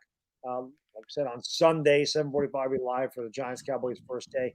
Make sure you go into the description, guys and girls. It's the first thing there. It's this handsome fella's channel. Go hang out with him and JD tomorrow because they're going to have an awesome show. Chris is the freaking man. Chris and I, this is our fifth year? Fifth year. 22. Sixth. 60. Oh, yeah, because this is Daniel Jones's 5th year. Yep, this is our 6th year. Sixth season together. So we've grown a lot. 6 years. It's been pretty freaking awesome. We couldn't have done it without all you guys and girls in the chat too. So major. You guys are awesome. You guys are awesome. Incredible. I think at this point it's just the calming before the storm. We all know it's here. We're all getting ready. And tomorrow night, leading up to it, it's going to be definitely a hype stream. And then obviously the day of, it's going to be uncontrollable. Like I'm not. It's going to be insane on Sunday night. Like I'm definitely antsy about it. I can't wait. Yeah, same here, man. I can't wait. So. Again, guys and girls, thank you so much. You guys and girls are unbelievable. And enjoy, get some sleep, get some rest this weekend, and be freaking pumped up to go on Sunday. And make sure you go over there tomorrow and hang out with Chris and JD because Chris is going to give you his schedule prediction and all that other good stuff. JD's an awesome guy. So hang out with those guys. I'm going to sleep like all day tomorrow and be ready because it's been one hell of a week. So for the entertainment talking sports, so you have anything to say? No, listen, thank you guys again for all your continued support. I'm really excited to be doing another season talking about the team with you guys. It's going to be a lot of fun. And yeah, I think we're winning. I've said it now for 3 months leading up until the start of the regular season. We'll see. I mean, obviously we're underdogs. Most people don't think we're going to win. I think it sets up well for us for all the reasons we've talked about now for the last 3 months. But they play on the field and we'll find out on Sunday night. But yeah, I think we're going to win. I can't wait. And of course, always love doing the show with you, Bad Dog, and thank you again to everybody for showing up. Without question, my favorite thing that I do on YouTube is this show. I was trying to stall because we're 6 likes away from 600, so I was just but I am going to go because I know Chris is tired. He's worked all week. I worked all week, and we're both down in our basement where it is hot as shit. So we're going to let you guys go. Thank you so much, and we will see you on Sunday. For the Entertainment Talking Sports, it's your guy, the Bad Digging Disneyland. We out.